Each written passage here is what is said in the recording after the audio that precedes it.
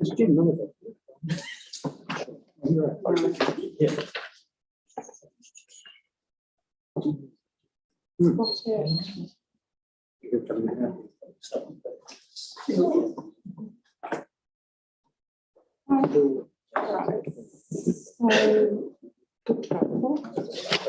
Tēnā koutou katoa, ko Otakaro rawa, ko Opo Wahona awa, ko Ihu Tai te moana, ko Waitai te hapori. Ki ngā painga o tātou e mahi nei, o Pomat Mātuku Ingoa, ko au te manakura o tēnei wāri. Nō reira, tēnā koutou katoa. Kia ora. Everybody, and welcome to the Waitai Community Board. Just to let you know that the meeting is being live streamed on YouTube. If you'd like to join me in a karakia, you're welcome to stand. You don't feel that you're obliged to. It'll be up on the on screens.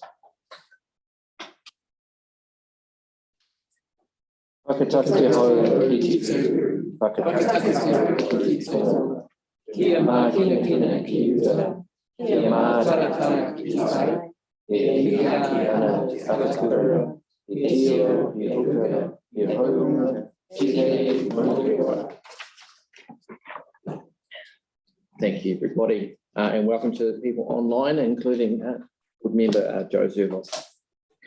We have apologies from Kelly for early departure. And Joe is here on Zoom. Would someone like to move that apology? Jackie, seconded by Greg. All those in favour say aye. Aye. Against? Carried. All right, thank you. Do we have any declarations of interest? No declarations of interest. Move now to confirmation of previous minutes. Do we have any additions or changes? No?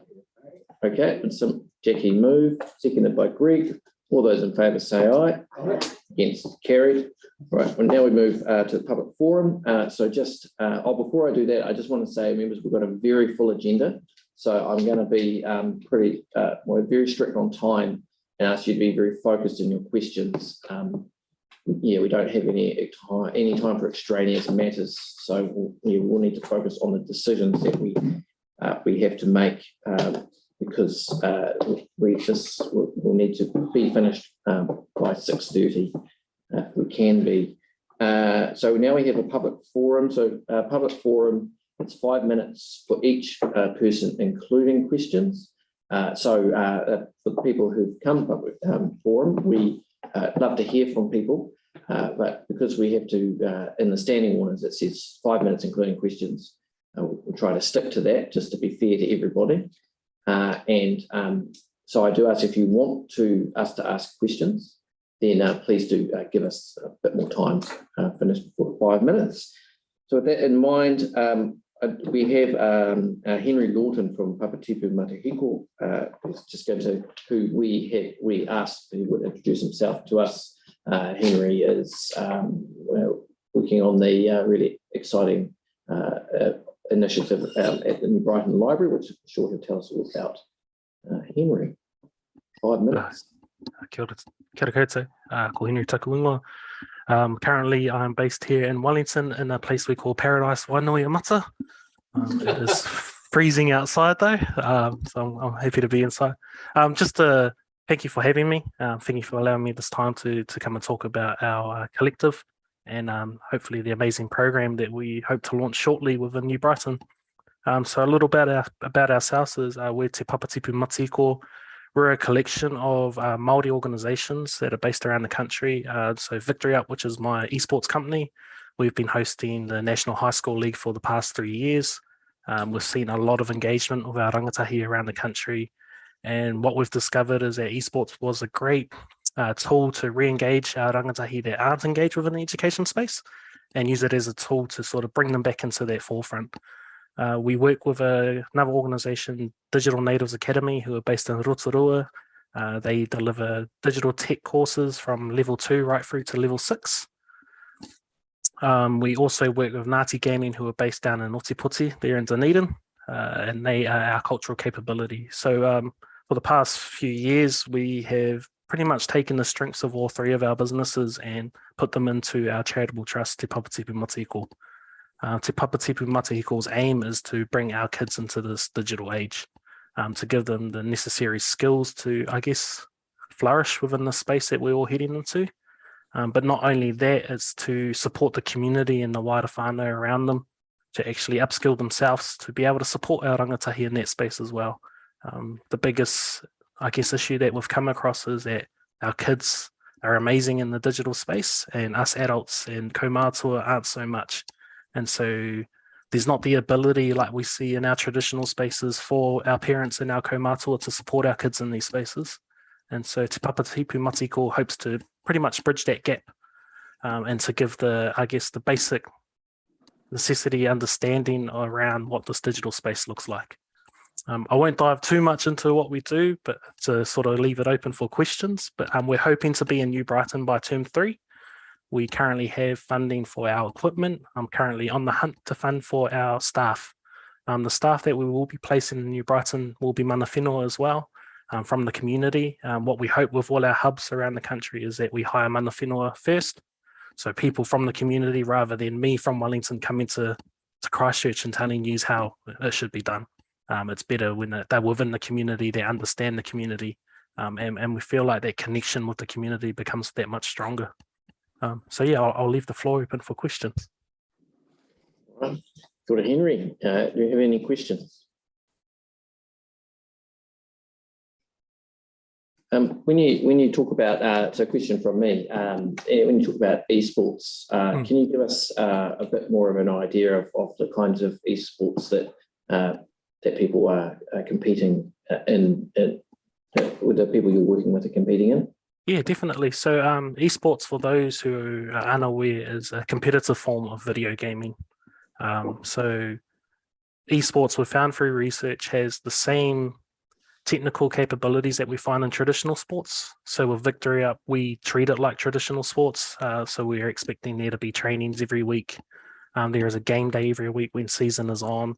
Seasons normally run between 10 to 12 weeks, so a single game each week. Those are held either at the school premise or luckily in Christchurch, they're held at the libraries, which is amazing. So there's 100 PCs online. Students partake in either a 3-on-3 competition or 5-on-5 competition for their chosen game title. So without getting too in depth, the game titles that are very popular at the moment is one called Valorant, which is a first-person shooter. It's very cartoon-like, but the strategic skill that's required from teams is it's horrendous. The amount of communication that goes on with our students that play it is to the level of almost military tactics. For students that are participating within esports, it's very much the same amount of output that they would put into traditional sports. So the anxiety that they feel leading up to a game, the nervousness during the game is all present. The same sort of effort that you would find them put into, say, rugby or netball is exactly there with esports. It's just missing that physicality. And the physicality side of it is something that we probably won't see in the esports space, but we will see it in the sort of techno sports space, which is AR sort of movement. So esports, yeah. Thank you very much, Henry. And I'm sorry we only have a short time with you, but the board will be very interested to hear from you about this initiative and very supportive. So thank you. And I'll let you go back to enjoying the rest of your day. Kia ora. Thank you for having me. Bye-bye. Ka kite. All right, thank you. So moving on to the next item, which is a Youth Development Fund report back for those of members of the public who are here. The Youth Development Fund is a small pot of money that we distribute amongst young people to help them achieve their goals and excelling. So Tiaki Wakatini, would you like to join us at the table? Yeah, come and you get to actually sit here rather Come on up. Zoom. So we helped you participate in the 2023 Māori Cup. Is that right? Cool. All right. Well, over to you. 5 minutes. Love to hear about this. Kia ora, I'm Raywin, aka Mum, and this is my youngest son, Tiaki Wakatini. He's always been an avid rugby and league player. However, in October last year, he came home one day from school, he goes to Shirley Boys, and he was like, Mum, I want to take up rowing. Most parents are like, yay, you're into sports, you're out of courts. Me, I was like, yay, that's really expensive. But I didn't want finance to be a burden for his achievements because he's always done really well. Like last year, he made under 15 Waitaha. He also got picked to go play at the multinationals in Rotorua, where their team was undefeated. And so I was like, okay, let's give this a go. The school's really awesome in that they give them a free first month's trial. And I thought, right, he won't be able to keep up with the trainings because it's early mornings, it's late nights, it's really intense, it's really hard because just one race is a 2K race and you have to also get up there as well as race back. So all up it's 5Ks for every race that you do. He did it and I was like, yep, I still want to do this, Mum. And I'm like, okay, I'm going to have to look for help with funding this because it ends up costing round about anywhere between 4 and 6K for a 6-month sport. And so I reached out to you guys as well as to make it happen. And so we're really grateful because in his time of doing rowing, he has achieved 3 medals. So he got, and those were both in South Island champs. So South Island Secondary School Championships. He got, sorry, I wrote it down because I knew I'd get nervous and forget. So on the 10th of March, the South Island Secondary School Championships, they got a bronze in the under 15 double sculls. So that's 3rd place for South Island. And they got a 3rd, so a bronze for the under 15 Coxed 8s. And then they had also on the 28th of January, South Island Rowing Champs. So that's all teams or all clubs throughout the South Island. It doesn't have to be just schools. So they competed in novices, which is under 18s as well as under 15s, and they got the under 15 Coxed 8s silver. So his 3 medals here. So because of how well he did, their crew, which was originally a squad of 35 for Shirley Boys, which is one of the largest amount that they've had for a while. They put it down to 19 squad members to go up to Lake Karapiro at the end of March, so end of last month for the Māori Cup. So that's where all the top schools around New Zealand all compete. Tiaki competed in 3 races. Unfortunately, they didn't win any medals, but the under 15 doubles, which was a new double for him, so he hadn't raced with this guy, they came 8th in the repechage. Under 15 Coxed 8s, they placed 6th in the A finals. So it's broken into A and B finals. A finals are the top 8 to 10 teams in New Zealand, and the B finals is the top 11 to 20 teams. So they came 6th nationally. Under 8, and then he also competed in the under 18 Coxed quads, and they came 4th in the B finals. Fantastic. Wow. Needless to say, he's going to stay in rowing. Well, that's, yeah. So Good. Well, we have a question from Alex and then from Kelly, and then that will take us to the end of our time, I think. Yeah, well, I rode for Shirley Boys myself, but I know that it's such a huge commitment. So I just want to say, well done. Total, thank you so much for getting the medals as well. Yeah, well done, thanks. Awesome. Kelly. Cool. Well done to you. It must be absolutely fantastic, seeing the fruit of all your hard work. Are you going to keep rowing? Are your goals for next year as well? Yeah, I'm looking to keep doing it. Good man. Yeah, you'll learn lots from it. Cool. Congratulations. Cool. Thanks for coming back and telling us that. Awesome. We love it when people come back and just to share their story and just, really grateful to hear it, and just want to encourage you to keep it up and, to talk with your excellent mahi. Excellent. thank you. Thank you. Questions? Coming in. All right. We had the Heathcote River Network. All right, Malcolm. Now, I just want to let you know, you'll be pleased to hear that the community board has discussed in a workshop just prior to this, our community board plan and priorities. And we all agreed that we would be putting in supporting obtaining funding for the implementation of the Lower Heathcote Waho guidance plan into our priorities. Excellent.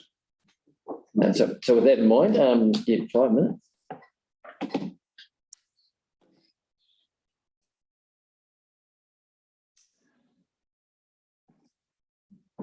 Kia ora, I'm Malcolm Long from the Waitai Heathcote River Network, and that network, as you probably know, is a catchment group. It's a voice for the river. It's sort of a go-between between the doers and the policy people.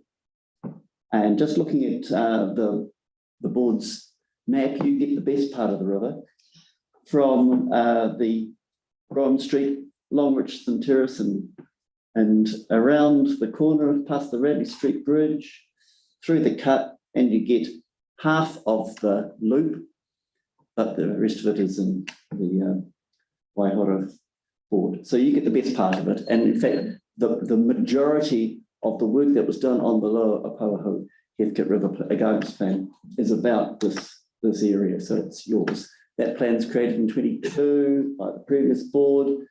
It's great community and community board initiatives.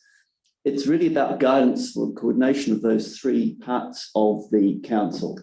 And we're, as an organisation, seeking the implementation of this report. It's really important. It just doesn't sit in some back shelf.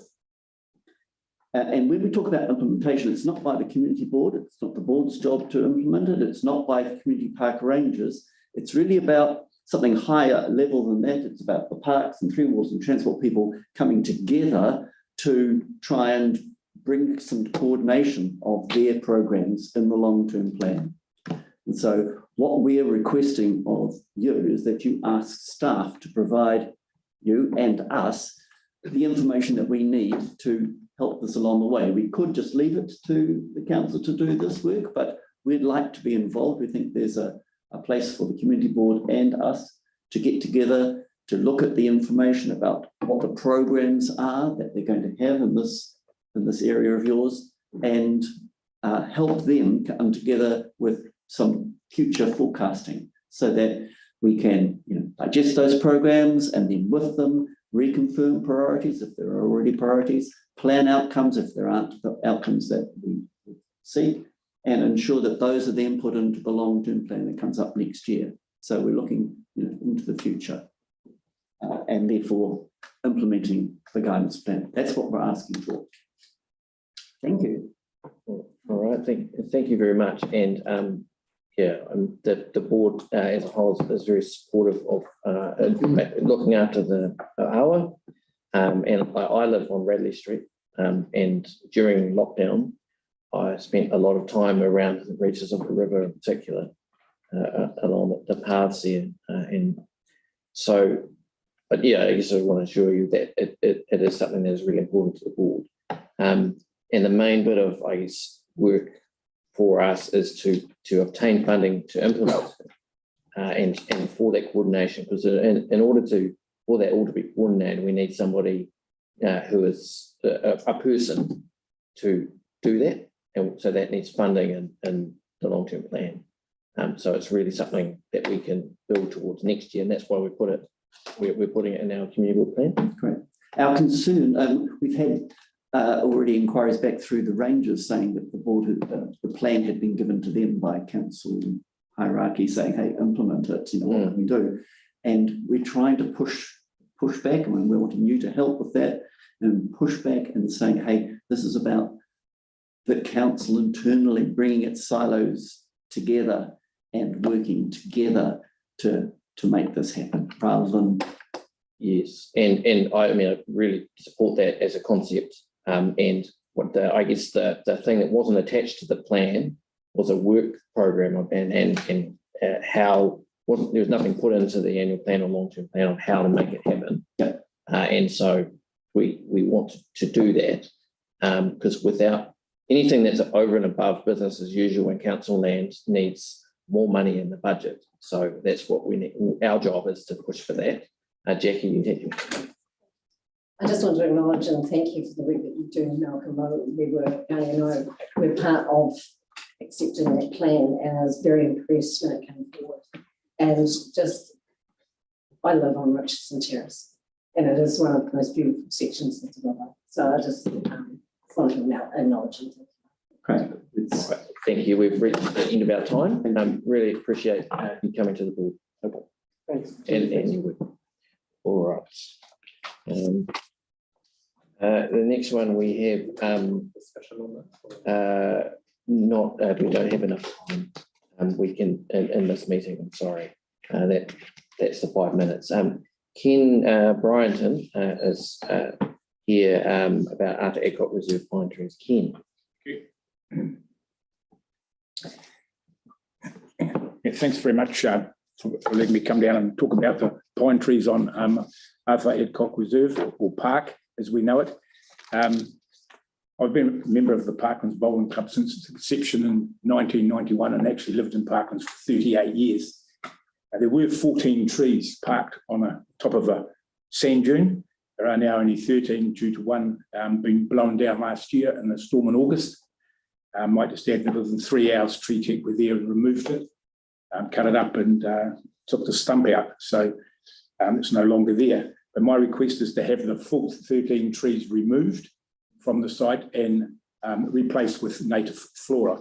Now, the Bowling Club are quite happy to assist in the replanting of that because we think it's very important. But we'd like you to consider the removal of that. We have had an arborist look at it, at the trees. There was a report done in April 2006 by Kim Swarbrick, who then said that there were 4 trees that needed to be come out at that time. I do have a copy of the report. Those trees were never taken out. And so here we are coming to 2023. And as I say, in May, Jonathan Hanson, the arborist, came around and looked at the trees. And his report is here and says that 3 trees should be removed. But it is a belief of the club that all 13 should come out now, as they are a health and safety issue. And obviously, we're all aware of the inclement weather we're having. So we think there's a greater risk for that to happen. I have pictures here that I'm happy to leave with you people if you wish. And that clearly shows the condition of the trees. And so I'm quite happy to leave them here. I've also canvassed the local people in Lamorna Road in close proximity, and all of them have signed a letter to say that they have no problem with the trees being removed. Do you mind passing the pictures around? And these, so having seen some of the emails and things, we can't make any decisions in this meeting, as you're probably aware. understand that. But what we can do is refer this to the arborist. Yes. And he would prepare a report, which then the community board would decide on what they might give multiple recommendations. One might be removing 3. One might be removing all the trees. So we can definitely do that. Any other information that you wish the board to have? I need a copy of the reports, I think, which you would have. I know Celeste has got them and has circulated those.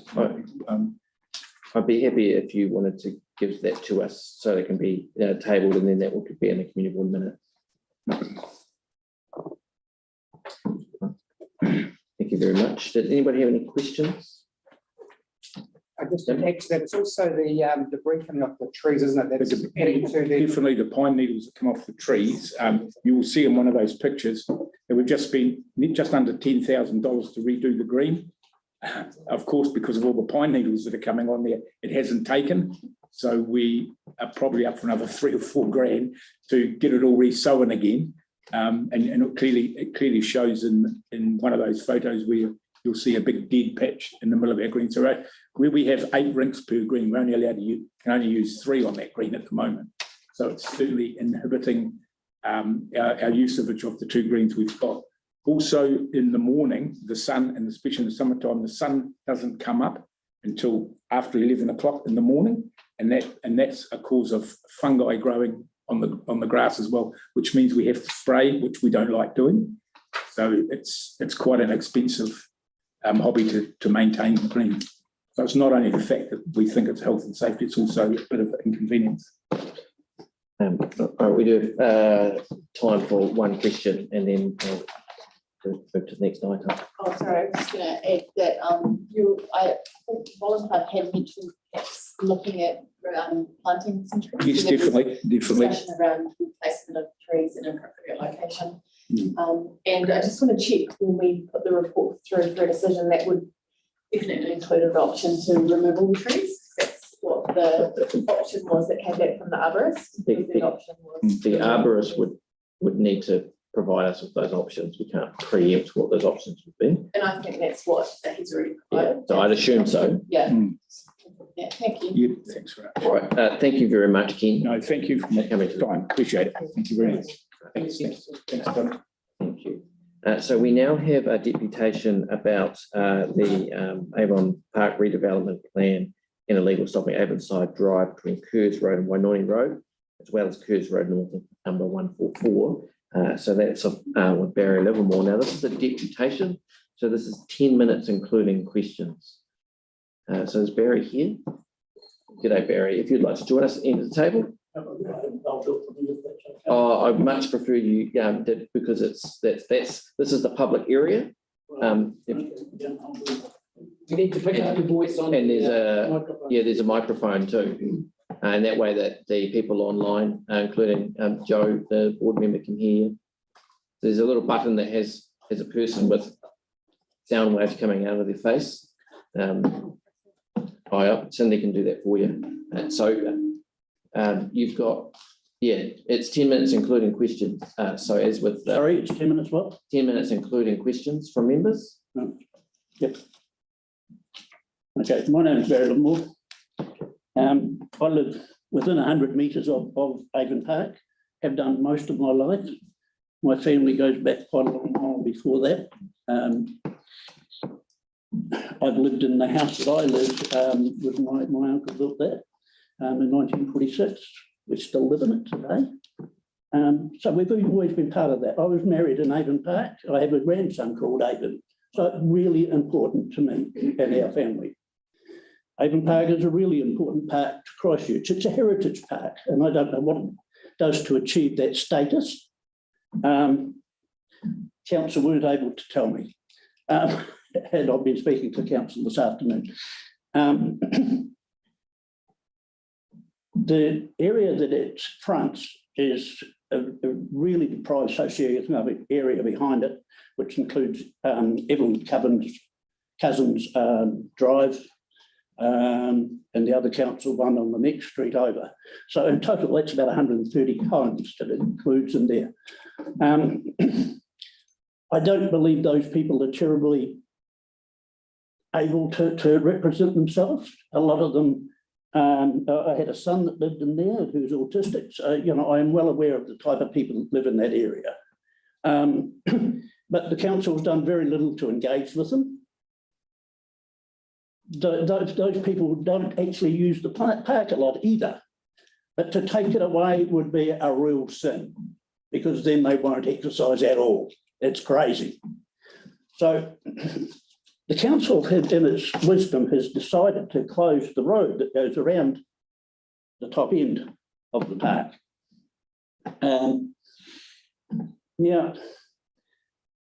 The democratic process confounds me. So the council first, and I'll read it to you. It was a newsline in the council's newsletter, 24th of September 21.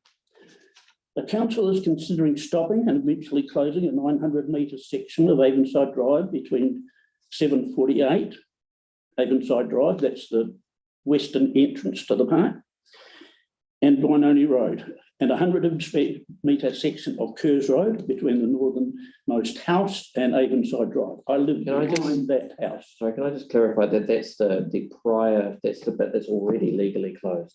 Yeah, that's what I'm telling you here. Yeah. Righto. So they were going to consult with the public, it says. We started talking to the local community about this idea, which we believe make the area quieter and safer for the communities. So I don't know who they talked to, but when I read that, I thought that's wonderful. I rang the council, but stonewalled, wasn't able to do anything. 17 days later, the council Hang on, I'll just find it here. Well, they formally decided they were going to stop it. So that was a consultation of 17 days. I have no idea who the council consulted, but it certainly wasn't the local residents. The council in their blurb that they put out on closing it have sort of said it's a dangerous road and people speed on it. They don't. The road is in a dire state. You can't speed on it. My bedroom window overlooks, I can see from my top bedroom window, from pretty much from Wainoni Road, right round past Kerr's Reach and into a bit of the park. From up there, I can actually see right through the park on the pathway that's on the top of the park. So I'm really familiar with it. And people don't speed. It's too rough to speed. That's nonsense. It's a motive language that the council is using. So the council in amongst this have decided that the playing fields are going to go. As I said, the people in that part of town probably don't use them a lot, but it would be really good if they could. But if you take it away, they won't be able to. Council has said in this that they're going to work on finding somewhere else for those people to go. So far, they haven't done a thing. There is nowhere for them to go. So that's the cricket ground or the cricket nets, and cricket playing, and the soccer grounds. You know, sorry, fellas, you're out the door. So, as well as closing the road, the council want to redevelop that bottom part. So the park itself has got a natural terrace in it that drops down and then goes down to the river. It was totally undamaged in the earthquakes, none at all, which was a hell of a lot better than the other side of the river. So it's not broken. It doesn't need fixing. It does flood at times, but lots of areas around here particularly do. You know, and you're not saying we should close those and get rid of them. Now, the total sum for this redevelopment is $5.275 million. Now, I'm sure that everybody in this room is well aware of the lack of money on this side of town and the need to fix things like sewage ponds, compost plants, and so on. The list is endless. You know, why are we doing this? It was not in the regeneration plan. It's something somebody has made up since, and they can't tell me who. So it wasn't in there. So it wasn't even recognised as part of that regeneration that it's something that needed doing. So somebody wants to do that and they want to turn it into native wetlands. Well, we've got lots of those around my area already that have been planted. I'd encourage you to go and have a walk through Sporrick Park at some stage. It's disgusting. It's a swamp and it's got stuff in it. So they did plant some grasses, but there was no shrubs, no trees, not at all. You know, we were conned. The whole thing looks awful. It's attracted vermin. If you go up into the park, into the playground there, you'll find it hasn't been mowed. There's rabbits been burrowing in the swing park. You know, the whole thing is just totally neglected. So whatever makes you think that a council will look after any of it. So then I learned yesterday, and it's really hidden.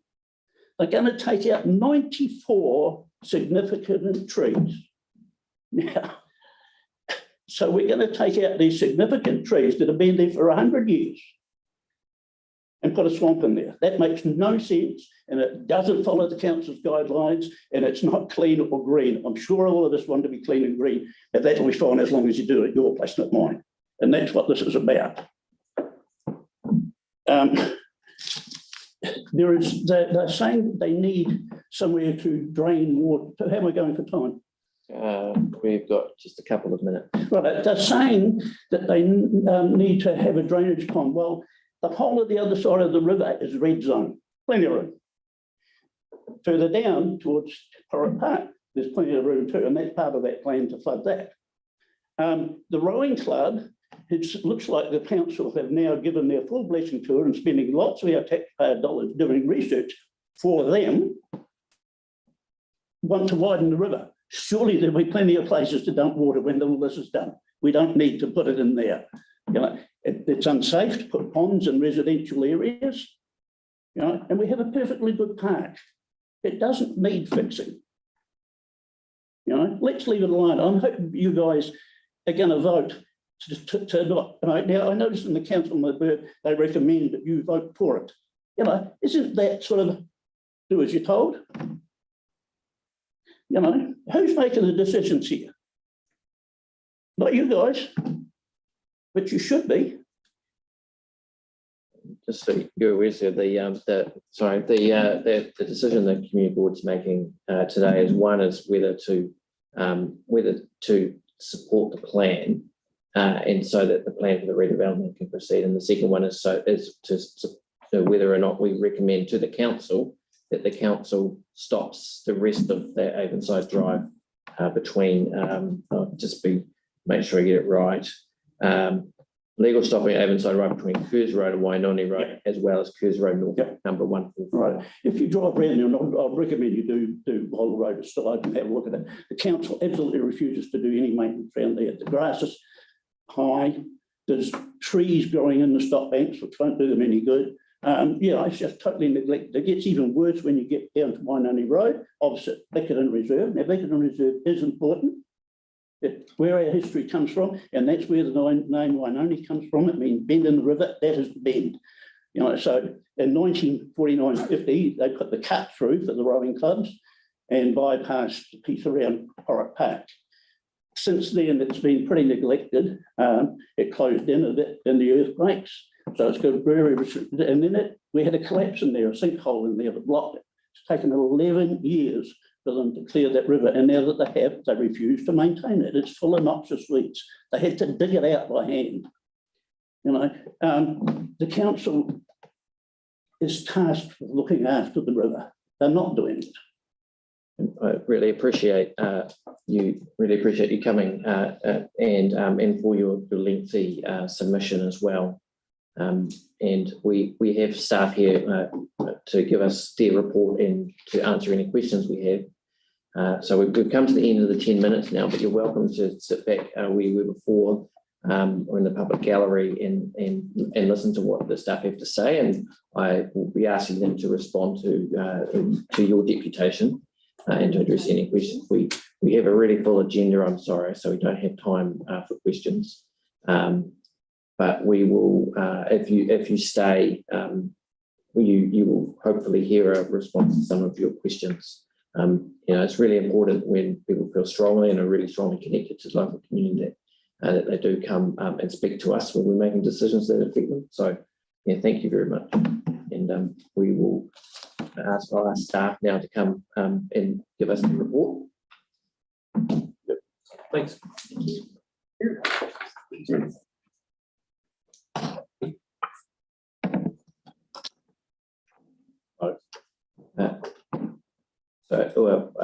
Are you going to give us a presentation of your report and then take questions? Or would you just like to, because you've already done quite a substantial presentation to us in the past, or would you just like to respond to what Mr. Livermore has said and then take questions from members? You wasn't planning on doing a presentation as such because there's got a lot of detail on the report, and as you say, we've been here before discussing this, so don't have a presentation prepared this time, but all the information was in the report along with the concept document. Yeah, okay, well, thank you. So I will raise, can you address the things that Mr. Livermore has raised? There are a variety of things there. You took some notes, and the other issue is the things that come up in consultation around Torley Street, the impact on Torley Street, and the trees, which Mr. Livermore also raised, the issue of trees and about the recreation options for people in the area. Yep, happy to address all those. Just I guess a point of order, are we doing Avon Park first and then the road, or do you want to do we'll discuss them. We'll talk about the Avon Park development.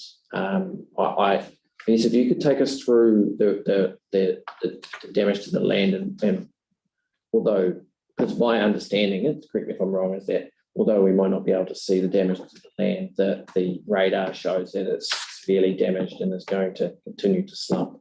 Yeah. So if you address the park, and then we will then discuss the closing of the road separately, because that's a separate decision. Yeah. Okay, and how long have I got?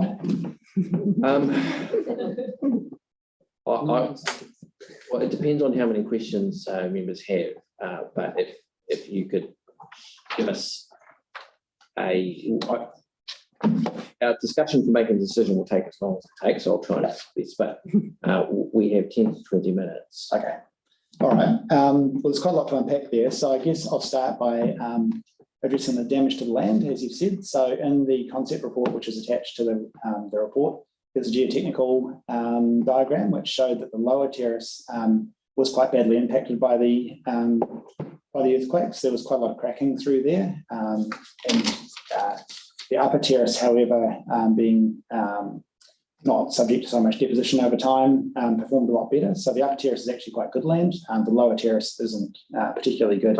And it did slump during the earthquake as well, which is what's caused the stormwater system in the road not to function. And it's also given the playing field drainage problems as well. And I think one thing we've learned from storm events earlier this year is that over time, if you have assets within what is effectively a former swamp and a floodplain, they're going to get more and more expensive to maintain over time. So another aspect, which was sort of touched upon there by Barry, was that it wasn't part of the region plan. That's true. The regeneration plan only affected residential lots, so parks weren't subject to that, and neither were commercial businesses, which is why Avon Park's not in specifically in the regeneration plan. What the regeneration plan does show, and I've never quite understood why, is that the green print area sort of runs 2/3 of the way through that bottom field. I don't quite know why that decision was made.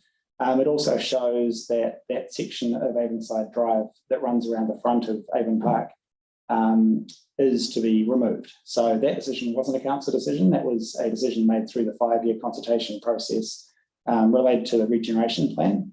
It then got transcribed into the district plan. So that road was, since 2015, has been discussed for closure, signed off by central government in 2019 as part of the regeneration plan, and subsequently incorporated into the district plan. And I can come back to that in the road section. Thanks for that. What the regeneration plan then also shows is that the City to Sea pathway route, which was approved as a project by full council back in 2021, runs along the top of the temporary stop. And when we looked at that, that doesn't make a lot of sense for a couple of reasons. One is the temporary stop bank isn't wide enough to host the City to Sea pathway. And the other is the temporary stop bank isn't high enough to provide the long-term planning. So we started to think, well, is there a more efficient way to deliver that, given that the road's coming out anyway, and that we don't really want to be building stop banks along the edge of the river because it's significantly more expensive. There was several $1 million difference between moving that stop bank back to the top of the Avon Park Terrace as opposed to rebuilding it in its current site. You've got to go higher if you're closer to the river. And you've also got significantly more geotechnical constraints. So it's the engineering behind building it there is a lot more. So it made a lot of sense to reroute that City to Sea path through into that top terrace of Avon Park at the same time as closing the road. Once you've done that, then you start to look at the bottom terrace and you ask yourself, do we want to keep on pouring money into maintaining a single playing field in effectively a swampy environment? Or is it better to invest our resources at a more centralised location? And so we had some discussions with Coastal Spirit who use that field and got an agreement with them to relocate to Cuthbert's Green. And the one thing that they did request out of that was they own the lights, so we just have to relocate the lights to a suitable location. That hasn't quite been confirmed, but that's still under discussions with Angela Leatherby. And then that sort of dealt with the lower terrace, which was probably specifically the regeneration plan remit. But picking up on what Barry said, we don't want to just remove places that people can play in that community without putting back something of a wider benefit. So that's where we started to look at whether we could improve facilities on the top terrace, which stays as open space. It's outside of the region plan area, so we sourced external funding for that aspect of it, which was through SEAT. We got $2.5 million to upgrade the upper terrace. And then more broadly and further down the track, there's a proposal for a fairly significant community park on the other side of the river, just directly across Snell Bridge, probably about 200 or 300 metres to the north. And at that point, that'll have grass sort of playing recreational type fields and possibly the cricket nets. We're not sure if the cricket nets will be relocated yet to the top terrace of Avon Park or across to that northern park in the future, which is probably 2 or 3 years away. So we tried to sort of accommodate as best we could a balance between the ecological outcomes of the regen plan, the economic sort of benefits of removing the road and building a stop bank through the back, and then the recreational facilities for that local community, as well as providing the city to sea route in a way that wasn't going to be a temporary stopgap measure.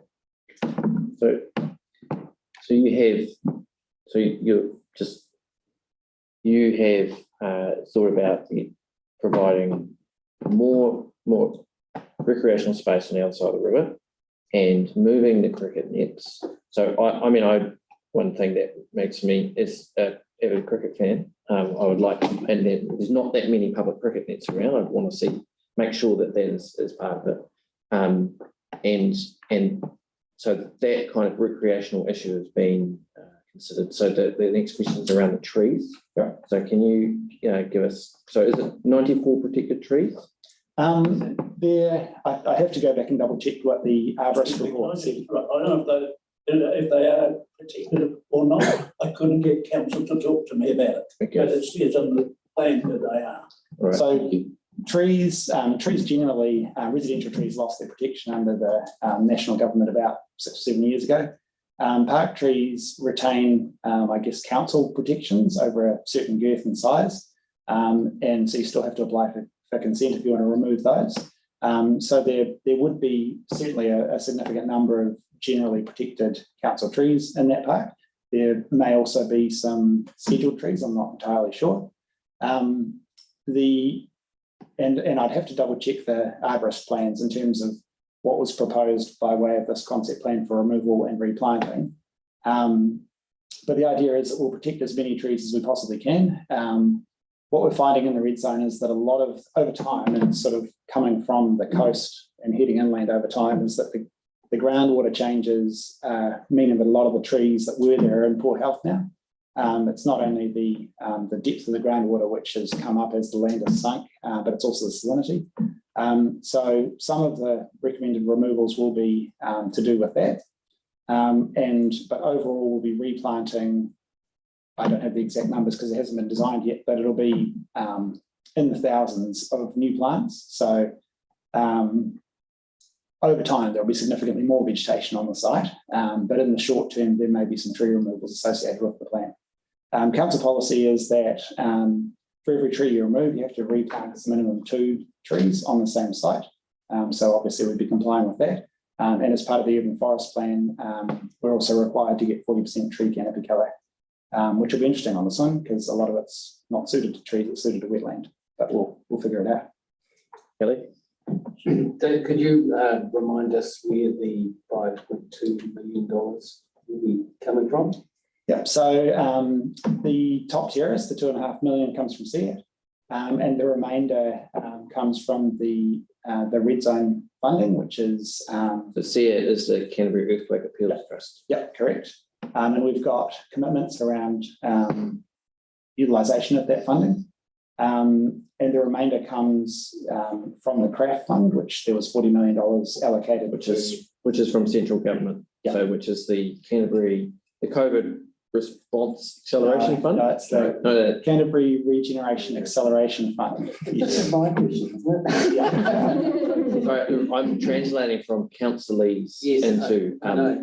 I was going to do that too, but it's fine. So what you're saying is that actually this is not council money. This is Canterbury Earthquake Appeal Trust money, and this is government money. Correct. Yeah. At this point. Cool. And my second question was in terms of Mana Whenua's attitude to the overall, I guess, intent of the works that have been done on the river. Correct me if I'm wrong, but so their goal is to see the river healed, for want of a better word, by the creation of wetlands and and breaking down the stop banks, allowing the water to come in and circulate and I guess, how would you put it, be improved, the quality be improved. Is that correct? Yeah, I would say we've had quite a few discussions, and their number one priority is the return of the corridor to a functioning place for gathering the hingakai. So they want all ecological measures to be taken to allow that to happen. But significantly, they do want that to actually happen. So it's not just we're doing it ecologically and then we're sort of standing back and enjoying nature. It's actually, they want it to be a functioning environment, which is going to be interesting down the track. Is it the staff view that we're picking up from what Kelly is asking? Is it the staff view that essentially by continuing to try and maintain both the road and the lower terrace of the park, we're finding a losing battle against it becoming wetlands anyway? And that's what the river is trying to do, and the slumping of the lower terrace is effectively meaning it's going to happen. And that and picking up also around the damage to the trees, the salinity of the water and the rising water table, that's actually not going to be able to sustain a lot of those exotic trees in particular. Yeah, over the longer term. So if you think about the stand of trees that runs alongside Avonside Drive, we'll be leaving those in place, and we might take out a couple at either end to let the water sort of spill into that area. It's not going to be a pond as such, it's just going to be in a flow that will come up and populate the wetland. And though the rest of the trees will remain in place over time, as the groundwater level rises with sea level rise, that'll affect the roots and they'll start to go into decline. But we'll leave them standing as long as we can. In terms of the area that's been proposed to wetlands, so the community sports field versus the area that will become a concentrated play area, what's the size? Kind of. You can sort of see it up there on the screen, I guess. It's probably about, to see the scale. Yeah, probably about sort of 40% community park, 60% wetland area, So I'd say. Somewhere around there. So it's a reduction of 60%. So 70%, it looks like 70%. So there'll be both on the left. Yeah, exactly. Yeah, I don't know. I'd have to. Really mind you've got the road and stopping as well, so you can't play there. Yeah, So you're not losing that. and there's also the ex-residential sections. So I'd say in terms of the actual park proper, it's probably 50-50. And then if you look at the stop banks and the residential lots and things, probably pushes it up to. I'm just thinking of in terms of available space for community recreation. It's not just about the size of the space, but also I think it's an important consideration, making sure that if we're changing available spaces, that they are considered to be, of appropriate size for whatever they're being used for. So maybe they won't be used for the same purpose, so maybe the space requirements will be different, but I think that would be helpful information for us to know. But obviously we can't get that information today by the looks of it, so yeah. I think it'd be about, in terms of the park proper, it'd be about 50-50. Right. I just want to we're having some contributions from the gallery. If only it would be helpful when it's not strictly within standing orders anyway, if people in the gallery would just respect that the discussion is happening at the table, and happy to have people come to the table if they haven't already contributed.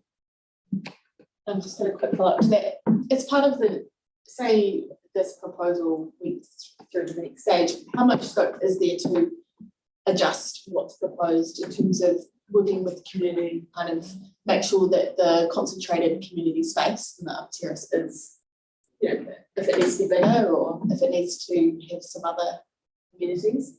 We're in a concept plan phase now, so in terms of recommendations, you can put recommendations on to that extent. So there would be scope for working with communities that provided feedback that there were some things in this plan, or maybe if all the things in the plan, but if people have specific feedback, they can still keep putting that through. Yeah, the issue you do get is how you sort of engage with the community, but if there's people that actively want to be involved, we can. Yeah, Thanks. I mean, probably a question of the chair in some way, but maybe also to the engagement. Do we have a understanding the geographic area from which people make submissions? Is there a kind of overview that we can get? Yes, we do. There is some breakdown by every area, more specifically on the roading component, just because there were more controversial views and more opposing views. So we went into a little bit more depth in terms of the sub-analysis. It's certainly something that we could additionally provide, but speaking overall, we've had a whole range of submissions, so certainly from the local area, but also from the wider Christchurch area, and a few submissions from outside of Christchurch. So in the attachment to the roading report, which goes into more depth, particularly on that roading question, which is slightly separate discussion, but there you can see in some of the graphs some breakdown of some of the submitters by area. Do we know just in terms of the park though, like how many people from Kainga or OCHT made submissions? The organisations both made submissions. I'm not able to tell you on top of my head the residents of those places, how many we've had from there. Not that many. They have all received consultation material. So those areas were door knocked, but it's probably fair to say that we haven't I guess I was just received a lot of submissions from them. And this is certainly feedback that's been given since the start of this project, is that we need, it's quite hard for people just to make written submissions. There's a lot of people that would probably value the opportunity to actually talk to us directly, whether it's for whatever reason. But I just feel a little bit, given the significance of the number of issues that people have raised, and I respect the fact that you've done an amazing amount of work in terms of the detail to the plans. But for people in the community, I'm concerned that the concerns that they've raised, we don't really have time in this compressed board meeting to work through the various response. I just wondered if you'd considered having like a hearing or a special board meeting, maybe in the local community, and inviting the submitters to come along and actually talk specifically to us just on this issue. That would give us more time to kind of work through the things like the traffic, the parking, the trees, etc. The concrete answer to that is no, we haven't considered that, and that is due to the fact that that hasn't been expressed in the submissions as such from the majority of submitters. So while we've certainly heard a range of issues and had an iterative process, particularly around those really key issues that we've heard over and over again. So the closure and the impacts on Toilet Street are an example of that one. So we have gone back to submitters throughout the process and explained in a bit more detail and addressed their concerns. And again, that's outlined in your reports in the table of the staff responses. And particularly on Avon Park, overall, the submissions that we received, the majority was supportive of what's been outlined. You will see the full submissions there. So we had a whole range of in depth. So there hasn't, from that process, we haven't seen the need, nor have submitters explicitly asked for a more in-depth opportunity to discuss. I mean, I'm just looking at like the addresses, Lincoln, Hillsborough, Rolleston, St. Martin's, Woolston, Spraydon, Dallington. Okay, that's good. Northview, Brighton, Marshlands, Huntsbury, St. Albans. I'm just a little bit concerned that, that we're not hearing enough from the local people about Can I just pick up from what you're saying, Jan, is that there is a general issue with the way that local government does consultation, and that it privileges people like me who have, master's degrees and local government nerds and have time, and Exactly. And so it's a general rather than a specific problem. So it's not and it is something that I know that this board cares about.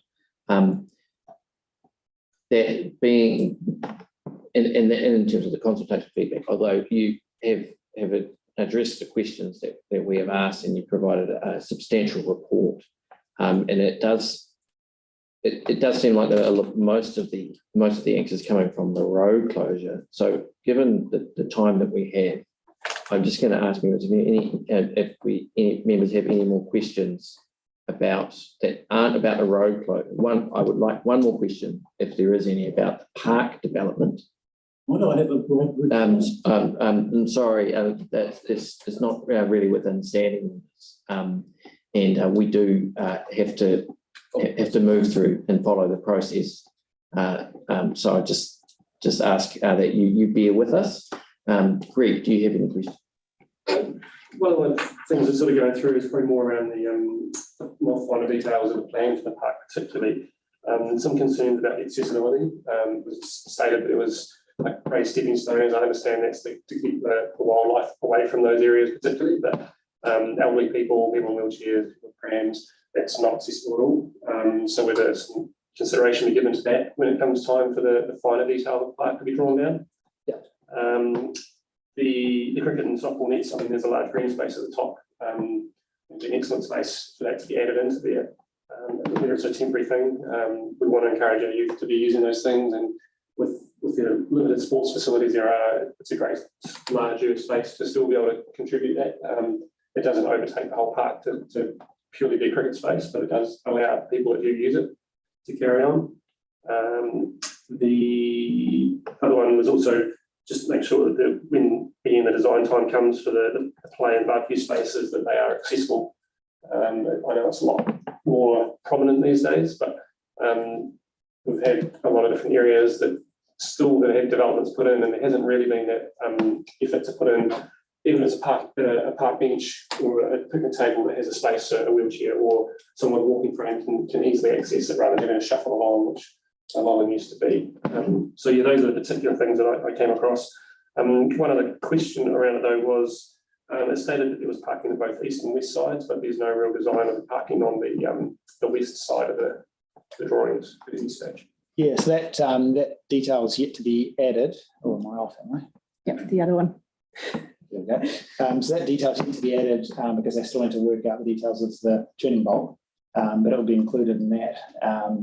In terms of disability, so with accessibility, we've got standard council guidelines to say that all new designs have to meet the accessibility guidelines, and we had a really detailed submission on that as well. So that's all been passed to the designers as they work up to the details.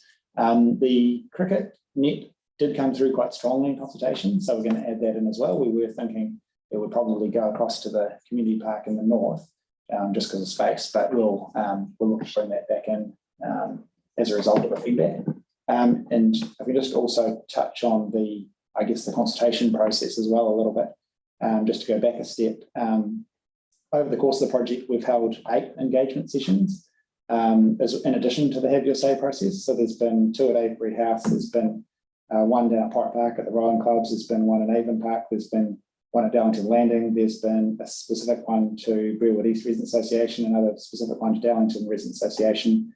We went to the Avebury Community Fair, we've been to co-governance, so it's been really heavily socialised in a way that wasn't just written submissions. So we've sort of talked to a lot of people about this, and by and large, it's been overwhelmingly positive in terms of the plans. The roading has been more mixed, but the park itself has been generally really positive feedback. All right, thank you.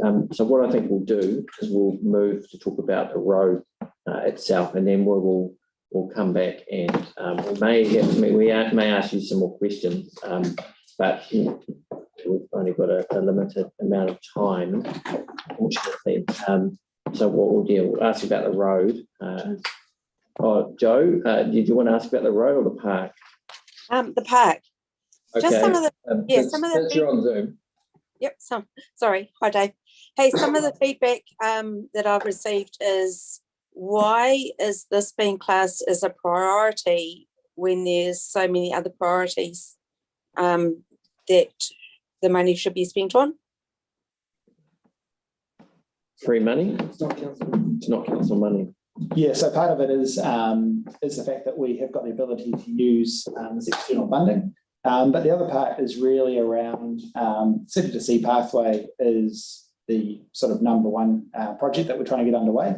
And we've got the opportunity here to build it in its permanent location, as opposed to trying to do a sort of a temporary fix through here, which will ultimately cost more money if we have to do it once and then come back later on and do it properly. So it was primarily generated out of the need to do the full and final city to sea pathway here.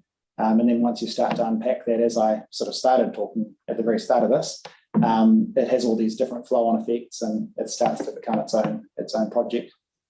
Yeah, for anyone watching, can you explain why you've chosen this area to focus on? Well, it was because if we put the city to sea pathway through on top of the temporary stop bank, we'll ultimately be ripping it out and putting it probably in the location shown in the Avon Park development plan at a future stage. So it's really to be efficient with money. Okay. Cool. Thank you, Joe. I want to move on to talking about the road now. We've been talking about the park. I had an opportunity for questions for longer than intended. So let's say, are you here about the road too? I can talk to the road. You can talk to the road. Anyone else here to talk? Anyone else here to talk about the road? Angus. Angus, do you want to join? I was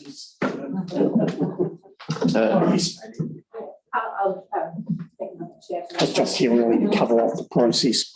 We did also have Peter Rogers from Transport, who was going to be joining us, but he's broken his leg. So we've got Andy Milne online, who's going to attempt to answer transport questions. Yeah. And I think Wayne might also be able to weigh in as requested. So there's a process question, which board members have encountered before, perhaps. But the main issue of concern, and that has been raised, is around the impact on Torres Street, and also the impact on how people are going to get access, from dawn till dusk to the rowing facilities.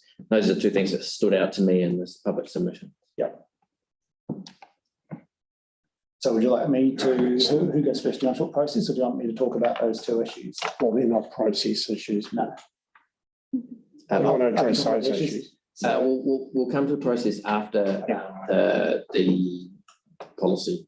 Yeah, sure. Okay, so I guess to sort of take a little step back, the area alongside Avon Park, as mentioned earlier, is already set to be closed. What we found when we built Snell Bridge is that if you close part of it, it diverts all the traffic down to less, which is where you saw all those impacts, because it was closed for a period of months while we built the bridge. And it makes sense that people who don't know, they head down the sort of eastern bit of Avonside Drive, they hit the closure and they go down Kerrs and they hook across as soon as they can, which is to less, and they carry on. So part of the rationale for suggesting that the rest should be closed was to mitigate the impacts on Torres Street. Other than that, the other reasons behind that are the same as the reasons why the western portion was proposed for closure, which is that the inverted stormwater system is below the high tide mark, which means that it doesn't drain at high tide if it ever rains. That's how you get those huge puddles. And then when you've got puddles and people driving through them, then you get potholes, and you fix the potholes and then they repair. And so at some stage, probably fairly soon, people are going to need to spend quite considerable amounts of money on this road to raise not only the surface itself, but also the entire stormwater system. And then you find yourself chasing it back because it's all gravity fed. And then you've got to also do the stop banks on the side of the river as well. So there's quite considerable money involved, and I've got the numbers in the report. It's in the sort of 8 to 9 million mark if we're to carry on status quo. And then that's never really a permanent fix. It's just going to buy you a bit more time. So that's the rationale. In terms of the detailed questions, we got quite a few comments from the rowing fraternity around the fact that if we shut Kerrs during nighttime hours, that they then can't access. So that's an operational matter that we can resolve. We've heard the feedback, and we would work with the clubs to arrange some sort of key access or open and close it at the correct times. But that's something that can be resolved. The Red Zone team are quite good at opening and closing gates. So that probably in itself isn't a significant matter, we don't think. The Torres one, we've heard the feedback. The traffic modelling doesn't show that there should be any increase in traffic.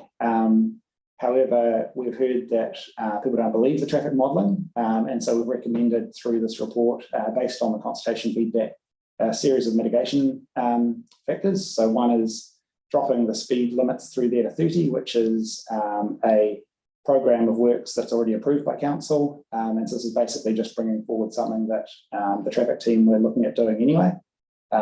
So as part of the closure, we dropped the speed limit on tourists and queues to 30. And then we would install traffic counters to see whether or not there were in fact any impacts. And then a commitment that if there were impacts, we then come back with further mitigation measures, which could be increased number of traffic speed tables, possibly a cul-de-sacking, but we'd go through a bit of a process if we found that the traffic counters weren't as we expected. I think two of the speed bumps that are on Torley Street are slumped quite significantly, so they're not really. They're more like traffic suggestion bumps. Right. So they're very So that I guess, like I know that I was talking to about them some months ago.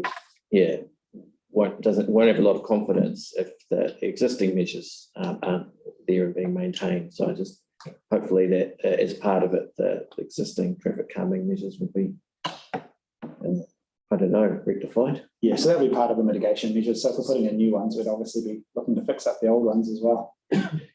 Cool. Do we have any questions then? And then we'll come to process. Yanni and then Greg. Can we just check? My understanding was possibly wrong, but those were the skirt repairs. So they lowered the speed bumps.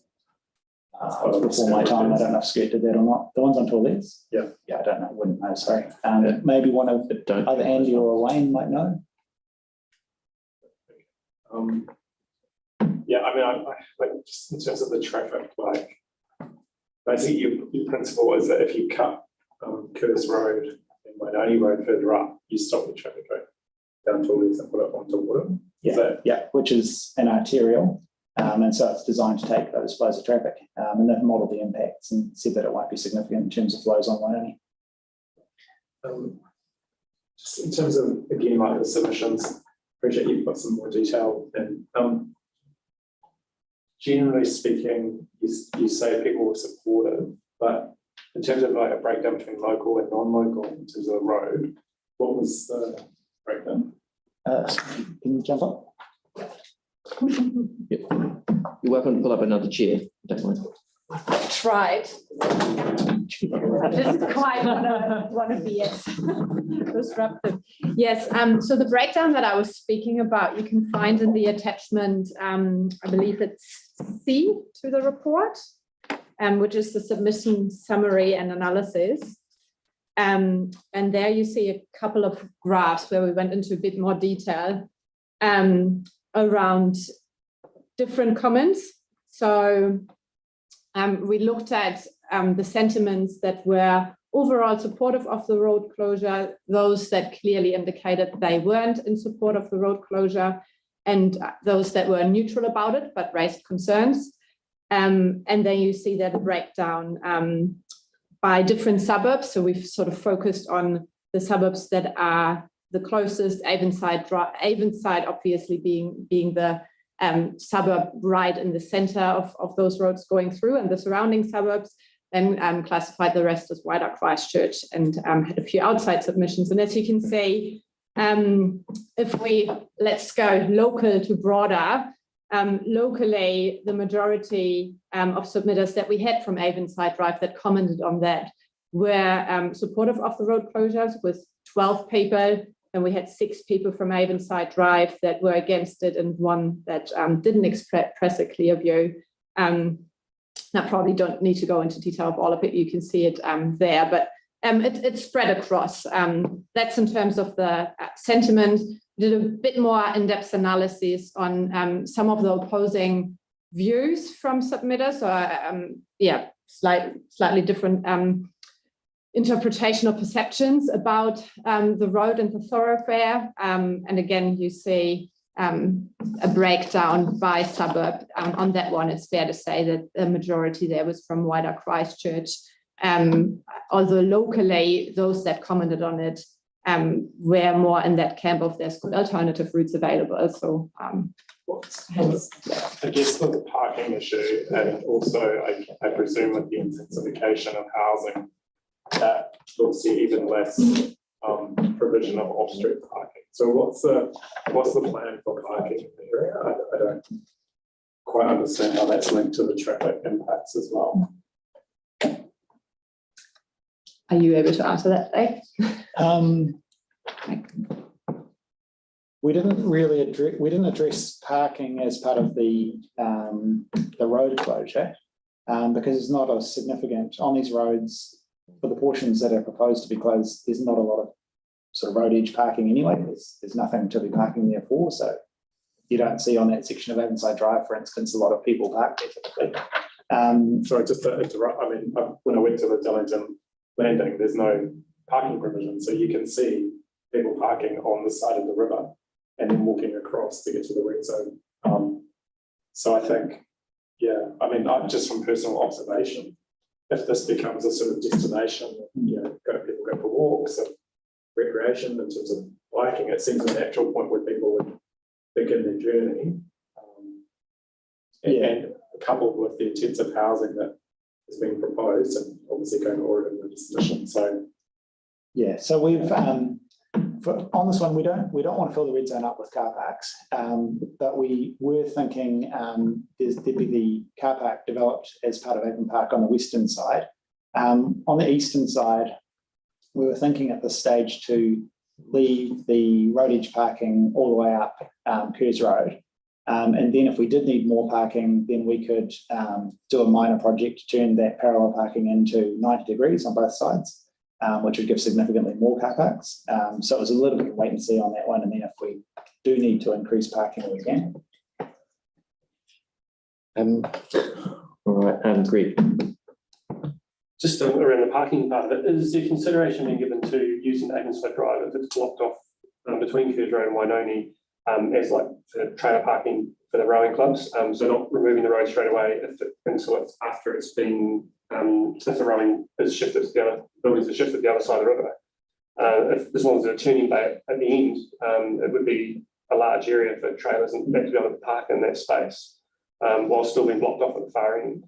Yeah, so that's we would need to close it off in terms of through traffic at the same time as we close off the Avon Park section for the impacts on toilets primarily. We wouldn't need to actually remove the surface straight away, so we could use it for that. We've also talked to the clubs about when they've got really large events that the red zone land to the south of that could also be used as overflow parking. They do have quite a lot of parking there already within Porritt Park. And then assuming the hub eventually moves to the other side of the river, then there's going to be new car park facilities associated with that. Yeah. Also with the, you talk about traffic calming measures, is it only looking at being restricted to Torleas Street or further back down Avonside Drive towards Gatehurst Road to stop that highlighted area of people going through, or is that beyond what your scope is? We weren't thinking that at this stage. There would be signage up probably towards the Gatehurst road end, just to make sure that people didn't end up in a situation where they were driving down and suddenly hit a barrier. They already have signage. That would drop away over time anyway, but you might find a few months when people are getting used to it. So we've got signage up towards the Gatehurst road end. We weren't thinking of doing traffic calming on Avonside because it didn't come up in the consultation. It was purely related to toilets. Could potentially. Yeah, to me, it's just an area that moves into that space. So if you're only slowing people on one section of it, they're potentially going to use different streets around it. But if you're stopping that early entry point into it, you're going to slow traffic into that point, and then it can remain slow through that section afterwards. A lot of the feeder roads will continue down Newswater Road, in my mind, but it just seems earlier on there's an opportunity to disincentivise people to use that as a shortcut. Yeah, so they could change the recommendations on that to increase the traffic counting along Avonside Drive. Yeah. All right, thank you. I think we need to go to Angus, and if you could explain the process, because it's a different process than the regular land disposal kind of process. I'll cover our process and hopefully it'll answer your questions. But so there's two BAU processes for council to stop crime. One's the Public Works Act and one's the Local Government Act. we've got a road stopping policy that dictates which one we use. In simple terms, if it's a little bit of land in front of someone's property, it's Public Works Act, there's no consultation. If it's along a stretch of road, there's a border impact, we use a Local Government Act. There is a third option that's been at play over the last 10 years, and that is that the Crown can stop road under the... What happened with the first one? Yeah, which what happened with the bit in front of Avonside Drive. So that was part of the reconfiguration of the red zone where they were turning all those multiple parcels of land, some 5,000 plus individual residential parcels into super lots. And as part of that process, they stopped the road. I'm going to use the term stopped rather than closed because they have two legal definitions, and we're actually talking about road stopping here. So what that means is you take the road, you stop it, and it becomes, not physically, it just becomes a fee simple parcel of land. So in terms of the bit in front of Avonside Drive, that has occurred. So the Crown have done that. That bit of land has been stopped, it's been gazetted, and we're just waiting for the title to issue to council. So that process is in the very final administration stage. In terms of the bit that's been consulted on, what we're saying to the board today is our advice is you should do that under the Local Government Act. That has a separate statutory consultation process to it. It's very prescriptive. So what we're saying is you would be recommending, if you're of a mind to continue with that road stopping process, you would recommend to council that they commence that process. Now, part of that process includes consultation with the public. It's very prescriptive, very statutory related. If there's no objections, then council can carry on. That's included in the resolutions. If there are objections, that automatically goes off to the Environment Court, and the process is then somewhat out of council's control. And the Environment Court will take into account council's objectives and desires, the public's objectives and desires, and they will make a determining decision. Closure, and Greg raised some issues about, if we stop a bit of road, like that bit of Avonside Drive, and we want to keep the seal down, and we want to close it and gate it and put use it for parking or trailer parking for boats, not having it as legal road gives the council more freedom to manage that. But if it's legal road, there's some restrictions on closing it, like gating it off or putting fencing up or controlling the use of it. Does that answer the question? Yeah, so just to clarify, if the board chose to make the recommendation to council to stop the road, council went with that recommendation, that would then go out for public consultation. Yeah. And if there were any objections, it would go to the Environment Court. So all that the board is deciding to do,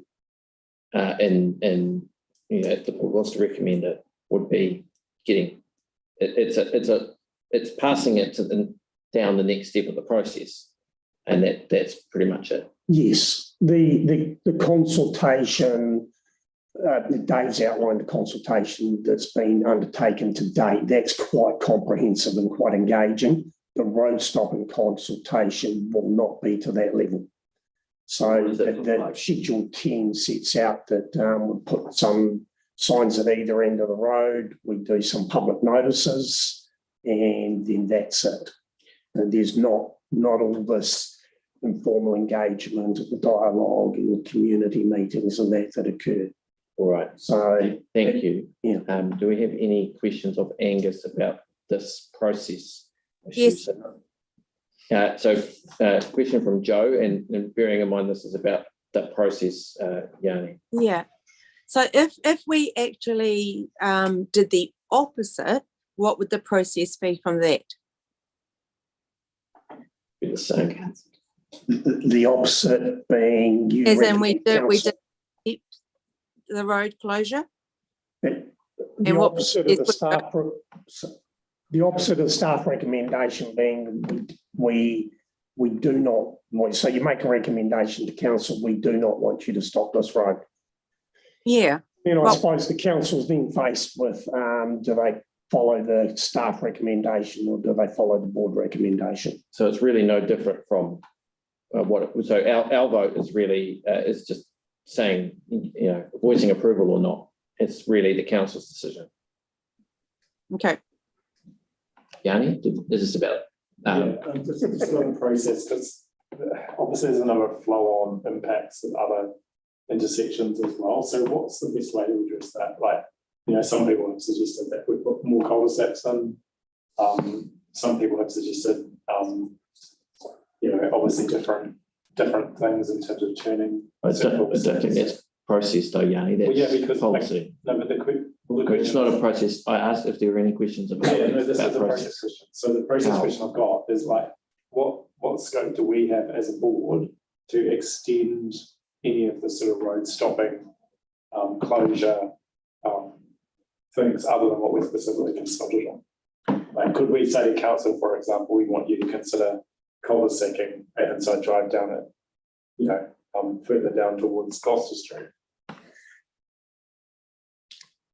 I think the risk there is that as a council, we haven't consulted to do that. So you would be making a reasonably uninformed decision and you don't have the traffic planning advice around that to support that. So I think if you wanted to go down the track of looking at stopping other roads, you need to ask for a report from staff around traffic management, engage in a different consultation process. I don't think you can just tack it onto this process. We wouldn't be meeting our obligations under local government. No, you don't know the views of the affected parties. Well, we do, because people have made submissions on it. Well, I think you're in danger there of taking, you didn't consult on it, so it's ancillary that those people have consulted. You'd need to consult on it specifically to understand all the views and preferences of affected parties, because other people haven't had that opportunity. Yep. All right, thank you. And that, do we have any more process questions?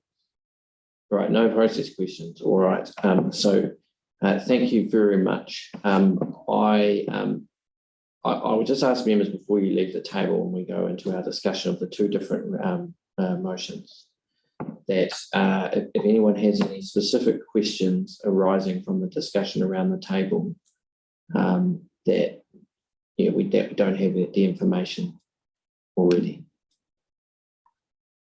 Okay, Greg and then Yanni. Just a question about the locked gate for the rowers. When you go to a car park building, there's a barrier around, and a lot of places have swipe card entries. Is that another option rather than having a locked gate and a swipe card barrier system set in? I mean, the rowers are the most trusted, responsible people to use that access appropriately. So we've sort of thought of a few different ways it could happen, whether or not it's a keypad or a swipe card or something like that. So we would commit to working out a solution with the rowers. And it's an operational thing that we can sort. It shouldn't be a difficult thing to resolve. Yeah. Yanni and then Celeste. Yeah. So the kind of outstanding questions I have are the three. One is, can we get a definitive list of the trees that are going to be removed? What the status is of each one? Like, I didn't get that clearly. Can we ask for, what's the best way to address the parking issue? And can we ask that a parking plan for the wider precinct be developed, given the concerns that have been expressed? And if so, what's the best way to progress that? And then I guess the final question was, in terms of the alternative sports facilities, can we get a sense of where they are proposed to go and what's proposed to go? But I have to say, I'm very supportive of the idea that you would relocate the lights, but given the feedback before, there's been other sports clubs where we've taken their land and we haven't, in fact, Cashmere Teams. Given that we have time limitations, can we just keep it focused? Please? Yeah, sure. So, just kind of keen to understand those three things, really. so I can talk to those. So the trees is a pretty comprehensive arborist report in the back of the concept document and the appendices. I can go through and pull out sort of a summary from that if it's helpful. I guess just in terms of timing, we're on quite a tight time frame to meet the summer build, which seems crazy because it's only April, but by the time you track through resource consenting, detailed design, and then procurement of a contractor and your internal council procurement processes, it gets quite tight. So I guess I'd be hoping that these things could be conditioned for us to come back and give more detail, but with an approval that meant that we could carry on, I suppose, because the risk is that if we don't, if it drags on and then we miss our summer build deadline, that puts us a year behind on our CEAT obligations for spending the funding, which can then put that funding at risk, and then nothing happens. So if there's a way that that could be conditioned as part of the approval, then that would be great. In terms of the parking, certainly we can put together a little parking plan. That's not a problem. And the third one, the sports facilities, we can definitely come back with more detail on that. We want to make sure that there's still sports facilities for the local community to use. All right, please. Couple of questions. In terms of, so I guess if it gets approved today, is the next stage like a detailed design? Yeah. So as part of the detailed design, I think one thing that I would like some reassurance of is that residents who specifically live in the area who are using the park, we've heard from somebody today, making sure that anything that happens is done, the design, detailed design is actually done in a way that does reflect the amenity values that they're looking for. So I think it's great to come up with a concept plan that does deliver a lot of valuable things, but I just want to make sure that that is actually reflecting what people want to see. And that,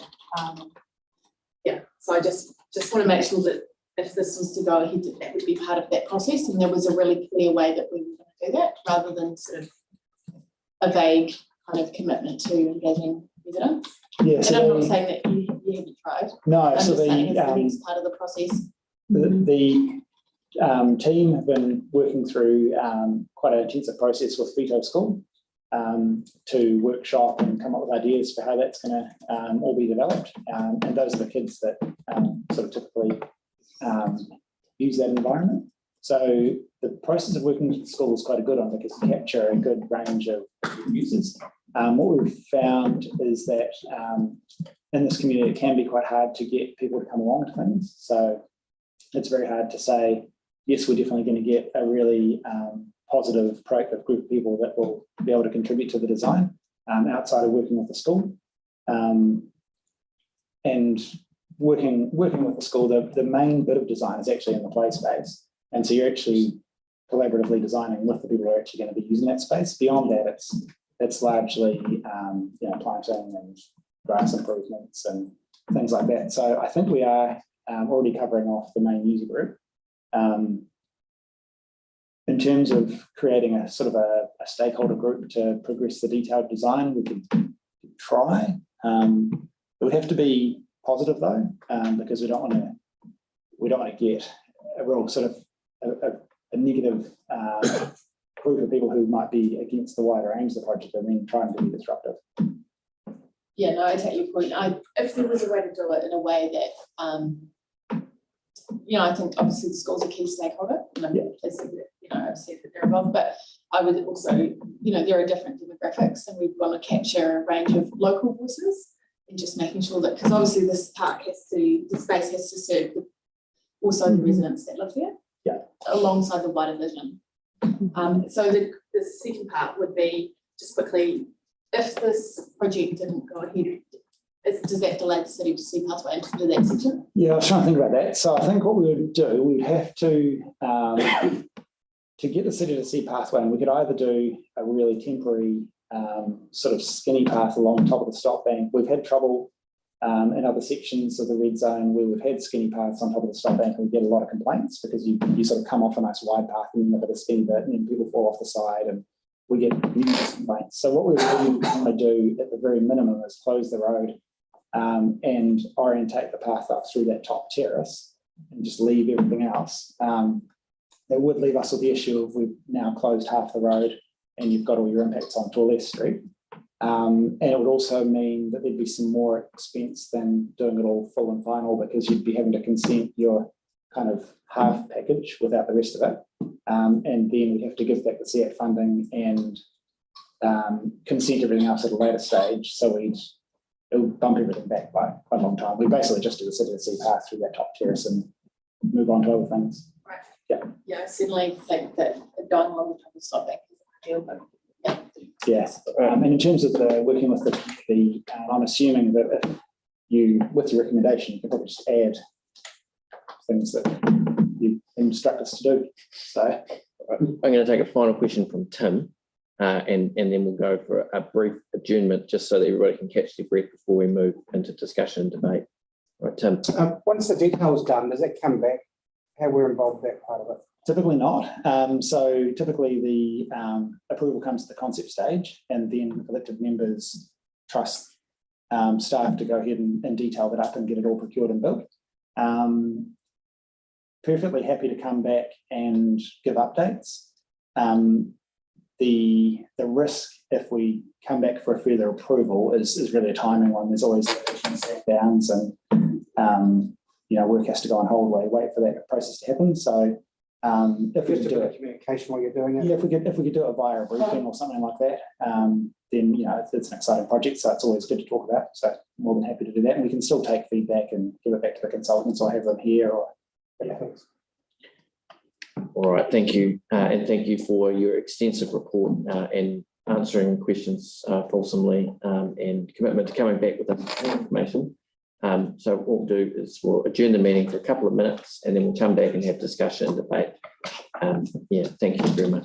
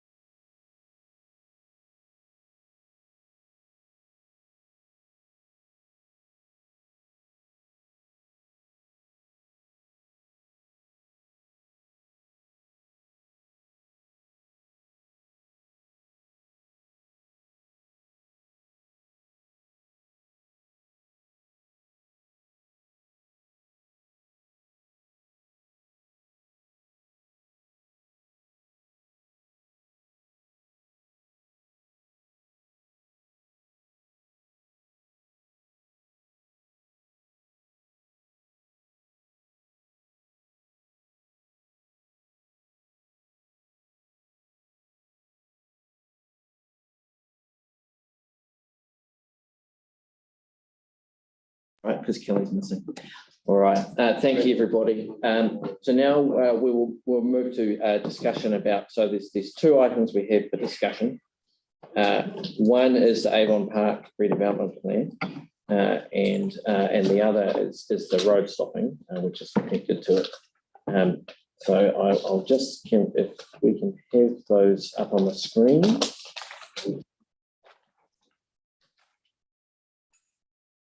Yeah, so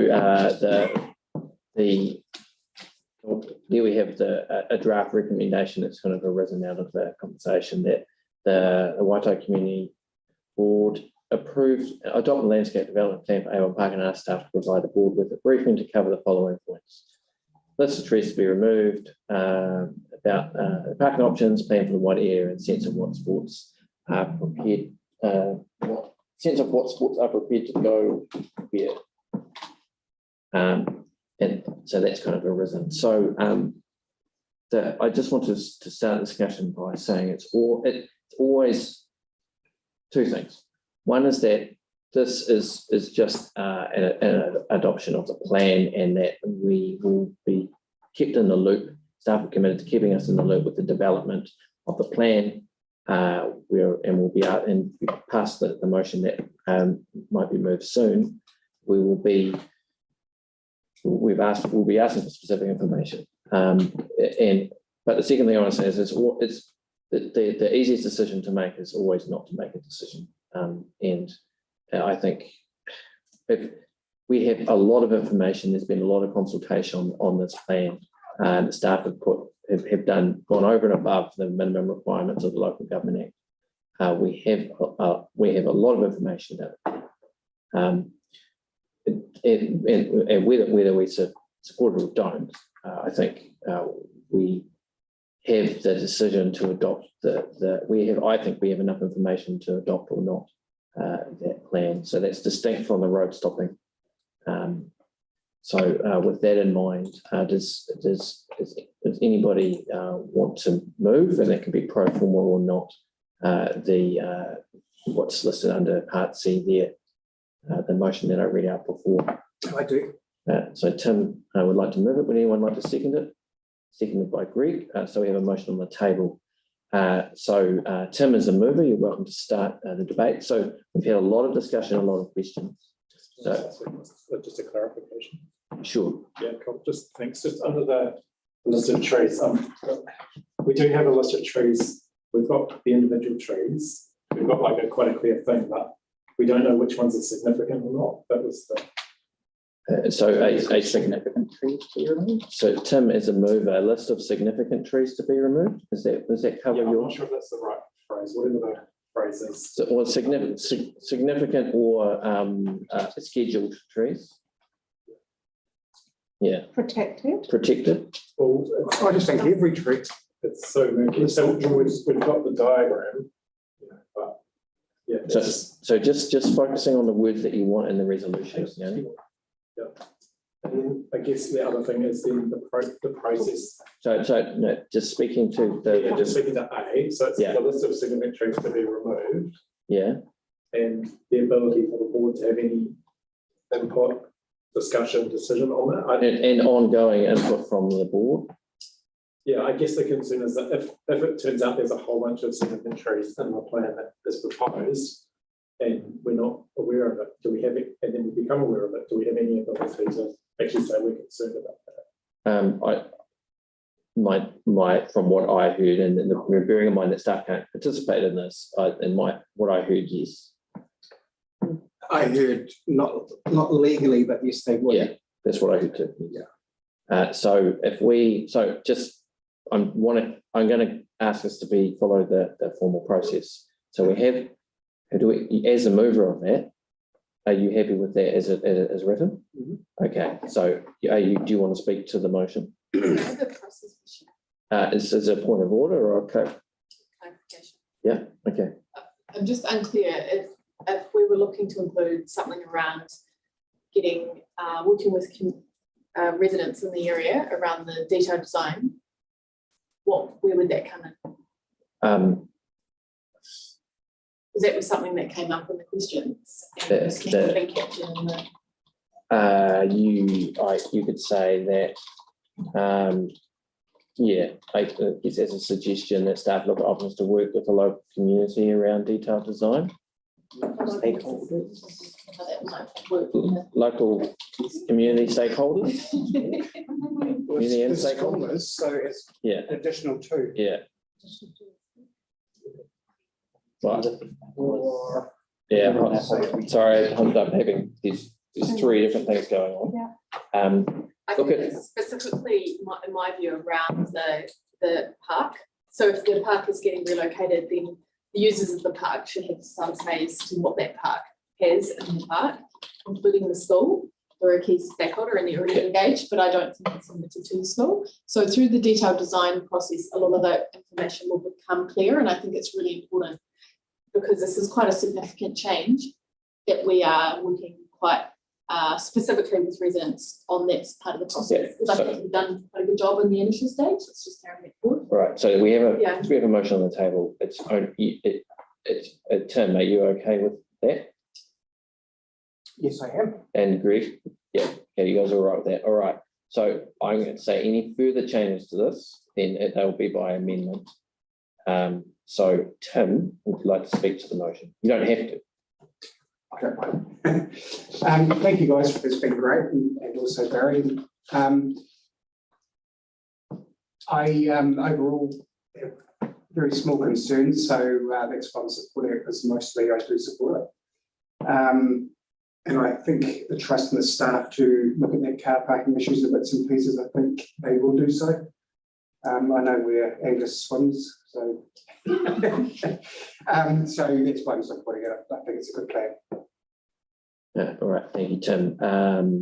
Greg is the second. Would you like to speak to it? Okay. Do we have anybody who would like to speak against this resolution? Yanni? Yeah, not so much speak against, but just to say I'll be abstaining. I appreciate the additional things that have been added in, but I guess I would much rather have had that work done before we adopt the plan. And you know, I do find it really sad, and I appreciate the work that staff have done to engage the fact that we've only had one deputation to our board on what is a really significant community project. And you know, when we first took oath to come on this board, one of the things we talked about was moving our meetings around into different communities. And it would seem to me that, you know, we need to be thinking a lot more about how we actually hear from people, because when people are able to come and speak to us, we get a different feel from just whether people have just put, you know, one or two lines of a written submission. And we also know that there are barriers to people just doing things in writing, whereas sometimes when people can speak, it's actually just as an equal and importance to get their view. But I am concerned about the parking. I mean, even going to the Jellington drop-in session, there's nowhere to park. And so, you know, this has been a concern that Kaingaora have raised. They are transferring a lot of their houses into multi-unit developments with very limited off-street parking. I totally understand the purpose behind the plan. I understand the need to look at dealing with the issue of climate change, but you know, it does seem to me inherently unfair that we're losing sports facilities in an area where there's a whole bunch of people that would have that need without having a really clear plan for where they're going back into the local area. And the final point I would just make is the trees. Like, I'm just really, really mindful of what happened at QE2, which was such a, in my personal view, a travesty to lose all those mature trees, you know, for what benefit. And I just think as a board, we should be very clear when we're removing significant trees, that we have a resolution that makes it very clear which trees are significant that are being removed. And I appreciate we've got a policy to replace, you know, 2 for 1. The problem with that is it takes so long for the carbon to come back, or for the, you know, so that from a sustainability point of view, taking a whole bunch of trees out, waiting for 20, 30, 40 years to get the environmental benefits back has a hugely detrimental impact on communities. And you know, I just feel like we need more information, and we need more direct engagement at a local level with the people that are impacted by this. Appreciating the good work that staff have done, but I will be abstaining from today. Thank you, Yanni. Does anyone else want to speak? Public speak? No, I'm sorry. the process is that there is the deputation's a public forum beforehand, and then we get information from the staff, and then we have our debate and discussion, and that's standing orders, I'm afraid. Otherwise you have all kinds of things. Yeah, so it's a Trees, those trees, it's a process. They'll never get older if they get cut down. Thank you. I fundamentally agree that we need to preserve as many of those trees as we can, and that I'm hoping that we don't cut down.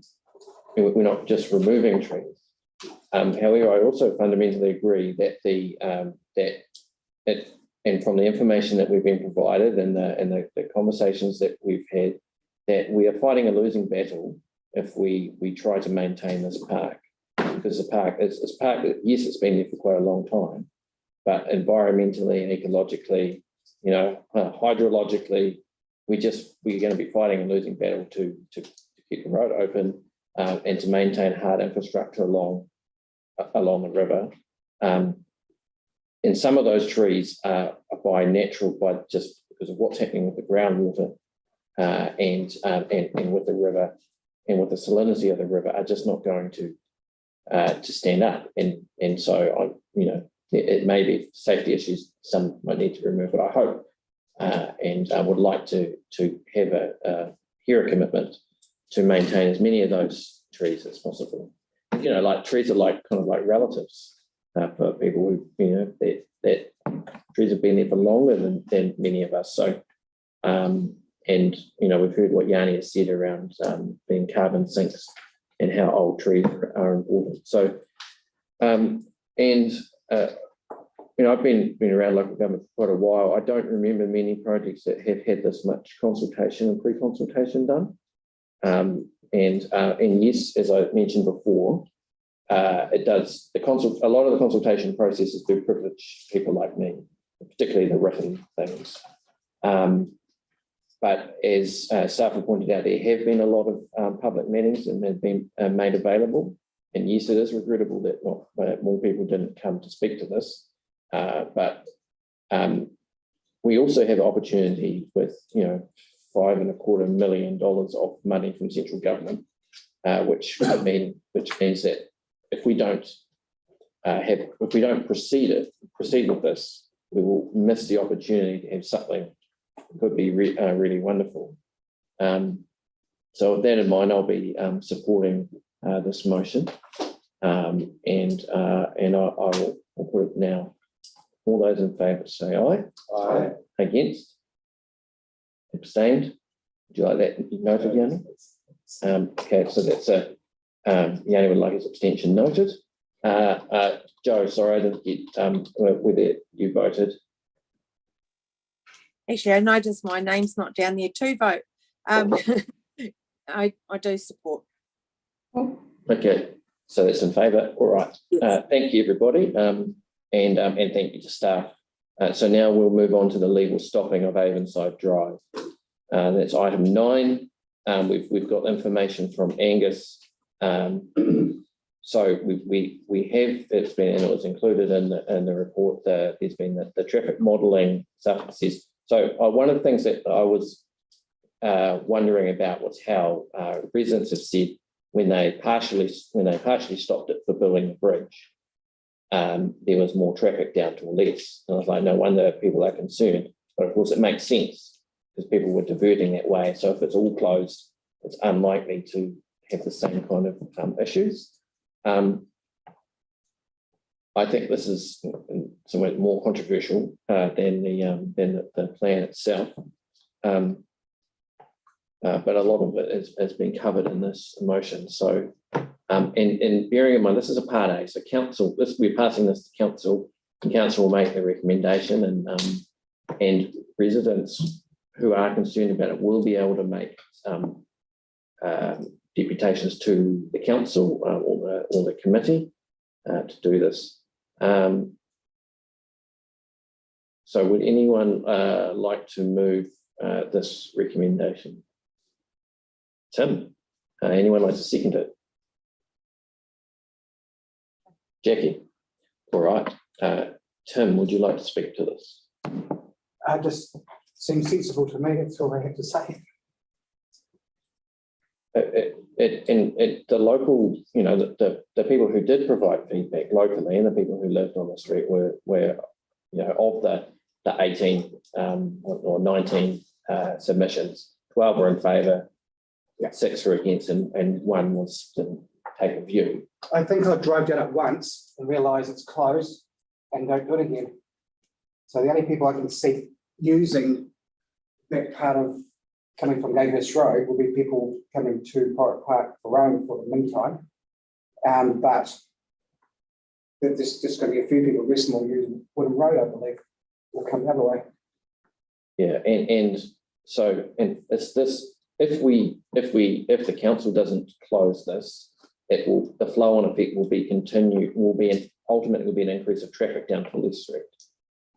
So, yeah, Jackie, did you want to speak to it? No. Does anybody else wish to speak?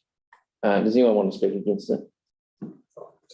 I mean, similar view. I just feel like we don't have enough information on the intersection improvements to mitigate the concern. I hear what you're saying, and I do have a lot of sympathy with that in terms of, you know, the current situation. But, you know, like if you think about Woodham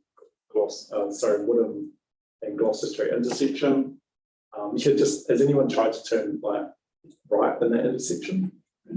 Yeah, it's not really the same. That's coming to council. That's coming to community. And, we've had a workshop on it. Have you been through the roundabout Woodham and Waitai Road, and you've seen, you know, what happens there?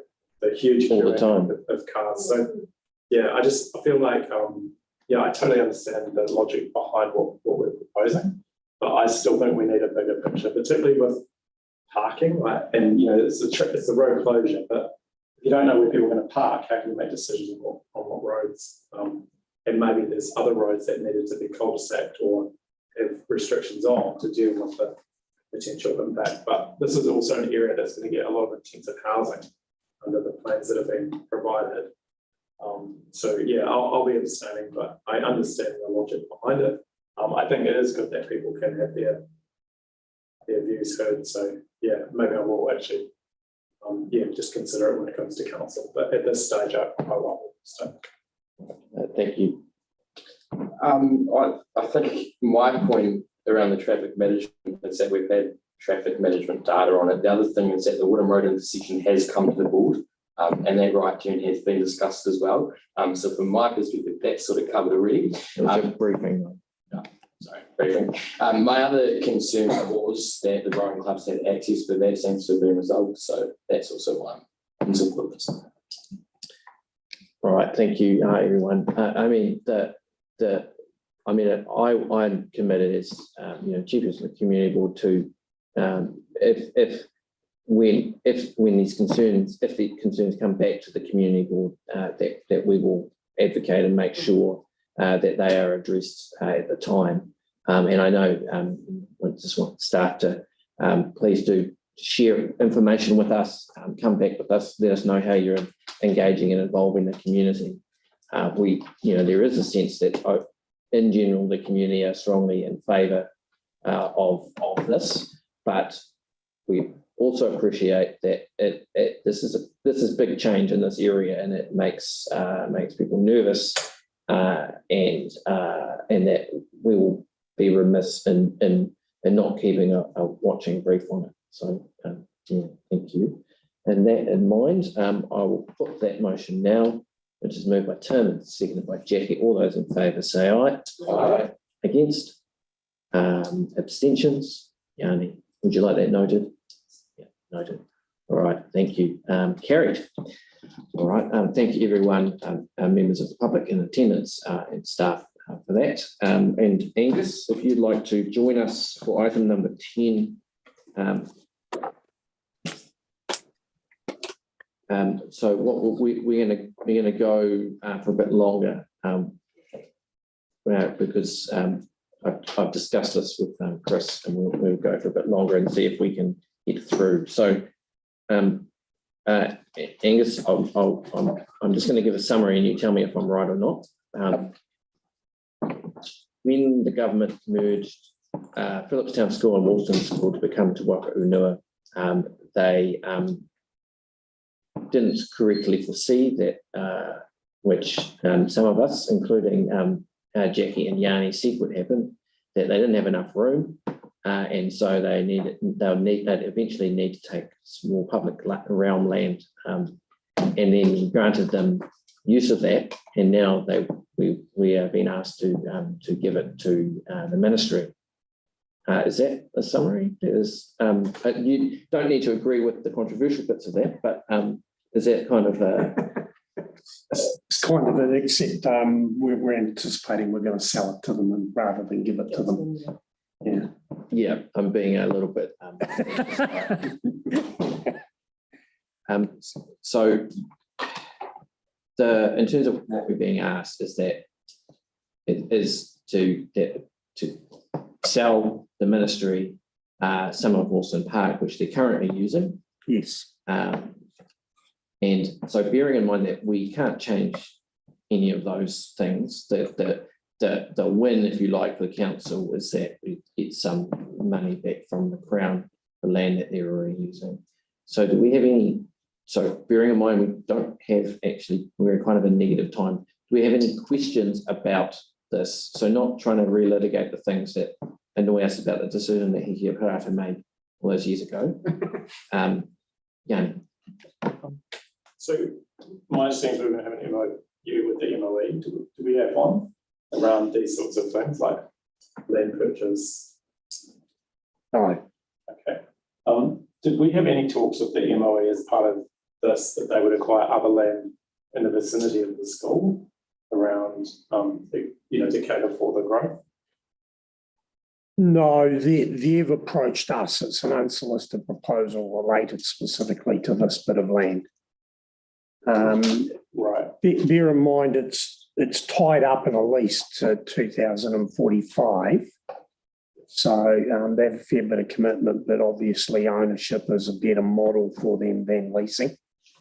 I guess the concern would be just to understand what they could build on that land and then the flow-on impact that would have. Would there be any restrictions we would place on, like as it is, it's fine, but my understanding is they want this for more classrooms. They don't need a resource to set it because it's education. No, they haven't in their proposal set out exactly what they're going to do with the land, other than future development or school role. Yeah. So why would they need they could put classrooms on it. So I guess that's, but without a discrete thing of what they're going to use it for, why would they want to acquire it now when they've got currently a lease? Because ownership is obviously a better model than leasing and gives them more flexibility. So yeah, I guess the question we're being asked is whether we agree to selling the land that they're currently using and they've built on part of it, haven't they? No, they haven't built on part of it. That's the concern, is that it goes from reserve, so it's got open space for people to possibly build space. So well, it's not part of the park at the moment. They've got some playing fields on it. It's not to say it will stay like that into the future, though. Jackie? But I'm happy to move this. It's like the school is actually very, very cramped. It needs the assurance of being able to build new classrooms. There are children in this area that are unable to attend their local school because there is no room. So it makes absolute sense to sell them the land, let them build the classrooms and establish the ongoing structure of that school for the good of the community in that area. Thanks, Tyler. Thank you, Jackie, and seconded by Alex. Now, That's a good question. Have we? Is it fee simple? Yes, it is. Yeah. All right. So with that in mind, thank you, Angus. The board. So I move and seconder, but given the time constraints, I'm going to, unless anybody has any other questions. No. Sorry, I wasn't clear. Like, can we put restrictions like if we sell it, can we put any sort of encumbrances on it in terms of use? Or requirements that the school has to have a certain amount of, open space provision for its pupils?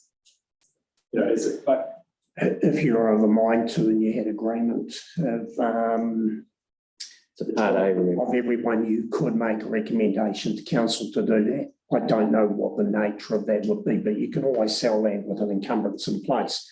But I don't think that would be attractive to the school.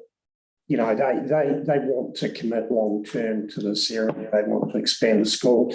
You wouldn't put a classroom there just on the basis of only having a 25-year lease when that might be a 50-year building. So I think they want long-term certainty. Encumbrances are technically and legally possible, but you'd have to know what you're encumbering the land with. All right. Yeah, thank you, Angus, and I'll free you from the burden of sitting at the end of the table and taking any more questions now. Okay. And we'll move into debate. Now, I have foreshadowed mover from Jackie and a seconded by Alex. Are you still happy to move it as it is? So I just want to point out that Jackie's already hinted at what she's going to say. Do you want to expand on that? I just feel it's important. The school is very constrained now in terms of there are children who cannot go to the school that their siblings are at because there is not enough room. The projections that were made when other local schools were closed did not include the expansion of the school. And they need classrooms, they need facilities for these children, and they need to be able to go ahead and do this without constraint. This is an important school for that community. And every child who lives in that area should have the fundamental right to go to school with their siblings. So there isn't the facility there now. The school is at capacity, and it's only going to continue to accelerate if they don't. I want to acknowledge that, that Yanni, you predicted that this very thing would happen at the time. That is, but that being that as it may, we can't change the decision that was made by the Minister of Education and the Minister of Education to merge those schools. And the school is massively oversubscribed, and they do not have enough classrooms. This school has haven't had I think the first Kura Kaupapa, the first Kohanga Reo in Christchurch, started by the now Minister for Police's father, as it happens, Jenny Anderson's father. And this is a school that's really important in the wider fabric. It's having a strong bilingual unit. Has a high proportion of Māori students. When we were looking at sending our son, who has some special needs to the school, they were like, "Look, he's welcome, but we're actually bursting at the seams. It's a very loud, very busy place. We don't have enough room." I see this as an outcome of some bad decisions made by the minister, but it's a practical necessity. And this is a part A, so it is a council's decision. So I strongly endorse and support what Jackie has said. Alex is seconded. Do you want to speak? Really quickly, I just think it's underutilized right now anyway. It's already in their hands. It gives them a bit of security. And what's the point of putting on a condition of selling it if that's the contention about it? Yeah, it defeats sort of the. It's not on the table at the moment. Does anyone want to speak against this motion? Yanni. Thanks. So I still recall actually when we were going through the government's closures and mergers and rebuilds of schools, that one of the ideas came up was to do a land swap or to actually dispose of Western Park. And the residents were actually really against it that I spoke to.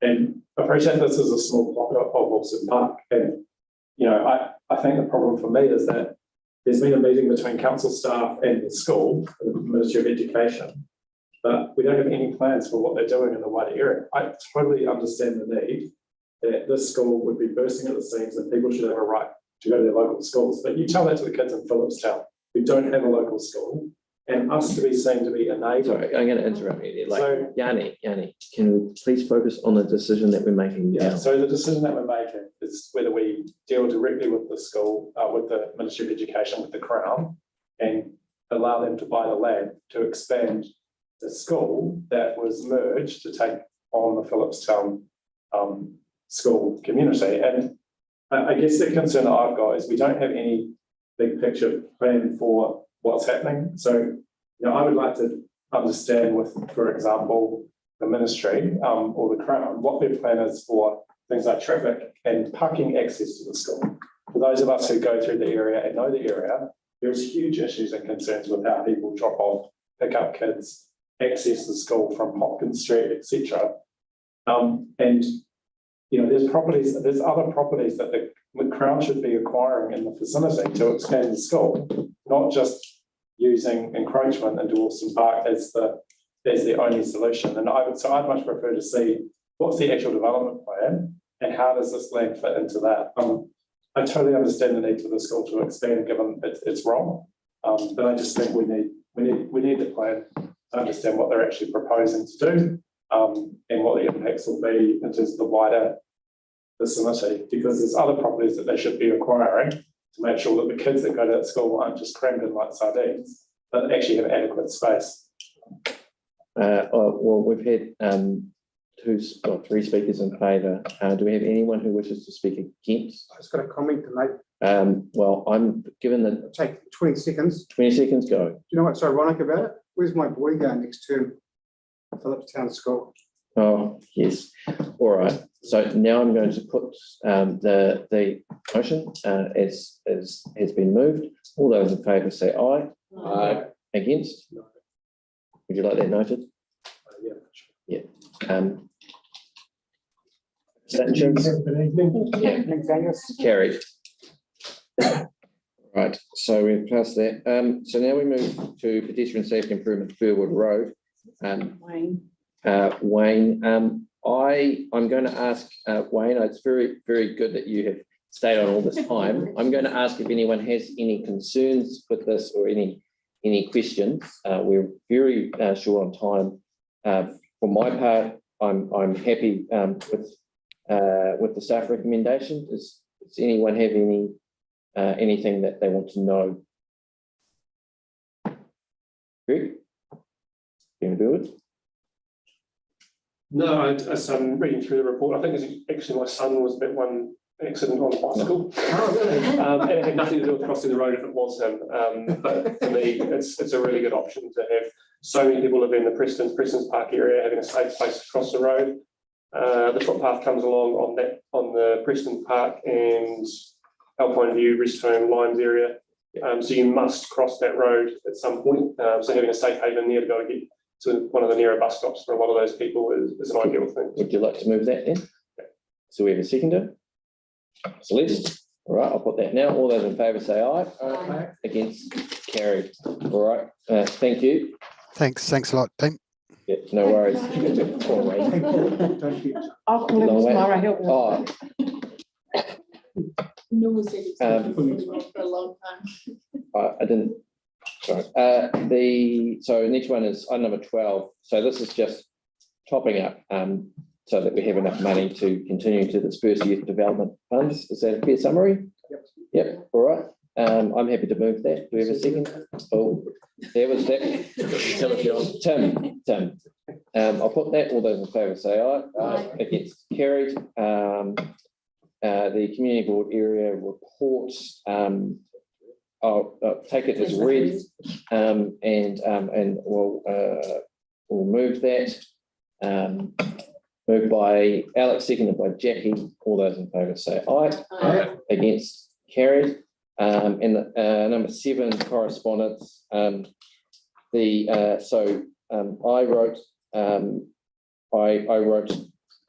forwarded the letter that I written to the minister and of police, to the minister and the commissioner, to the regional commander and Lane Todd, and requesting a neighbourhood policing team and a local the location police potentially.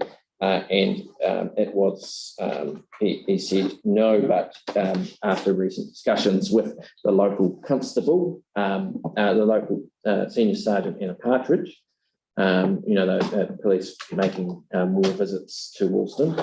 So I can happily inform you that in the last month, there's been 10 walk-arounds by police officers and 20 drive-arounds Wilson Village in the last month. So they are doing that. And I do think that we should discuss at another point how we might continue to work with the police further. But from my perspective, the police have been really open and responsive and are actually paying Wilson Village more attention. So the resolution, which I'd be happy to move, that the Waitai Community Board received a correspondence from Superintendent Lane Todd responding to the board's request for an adequate police in the Wilson area. We won't go any further than that, and we'll just I'll move that. Do we have a seconder? Seconded by Greg. All those in favour say aye. Aye. Against, carried. So we have only a few minutes for members' information exchange, and bearing in mind that we are well over our normal time, I'd say unless there's something that we urgently need to seek more information on that isn't currently in the resolutions tracker, something urgent, then I ask that we'll just leave that. And also underline though is that we've been provided information that if we want something to happen from members' information exchange, we do actually need an agreement from the majority of the board. That needs to go through the council process. So it's not just a matter of listing off all the things we'd like information on and then asking our wonderful staff to follow that up. For reasons of council land, that's in the way it has to be. So does anybody have anything? All right. Well, I would like to thank you all for your constructive part in a meeting where we've discussed some stuff that is very strongly felt and important to our community. Yeah, just on an ongoing sense, this is a great board to work with. And thank you to all the staff who've served us and to members of the public who've contributed as well. So you would like to join me in closing the meeting on Karakia Whakamutanga.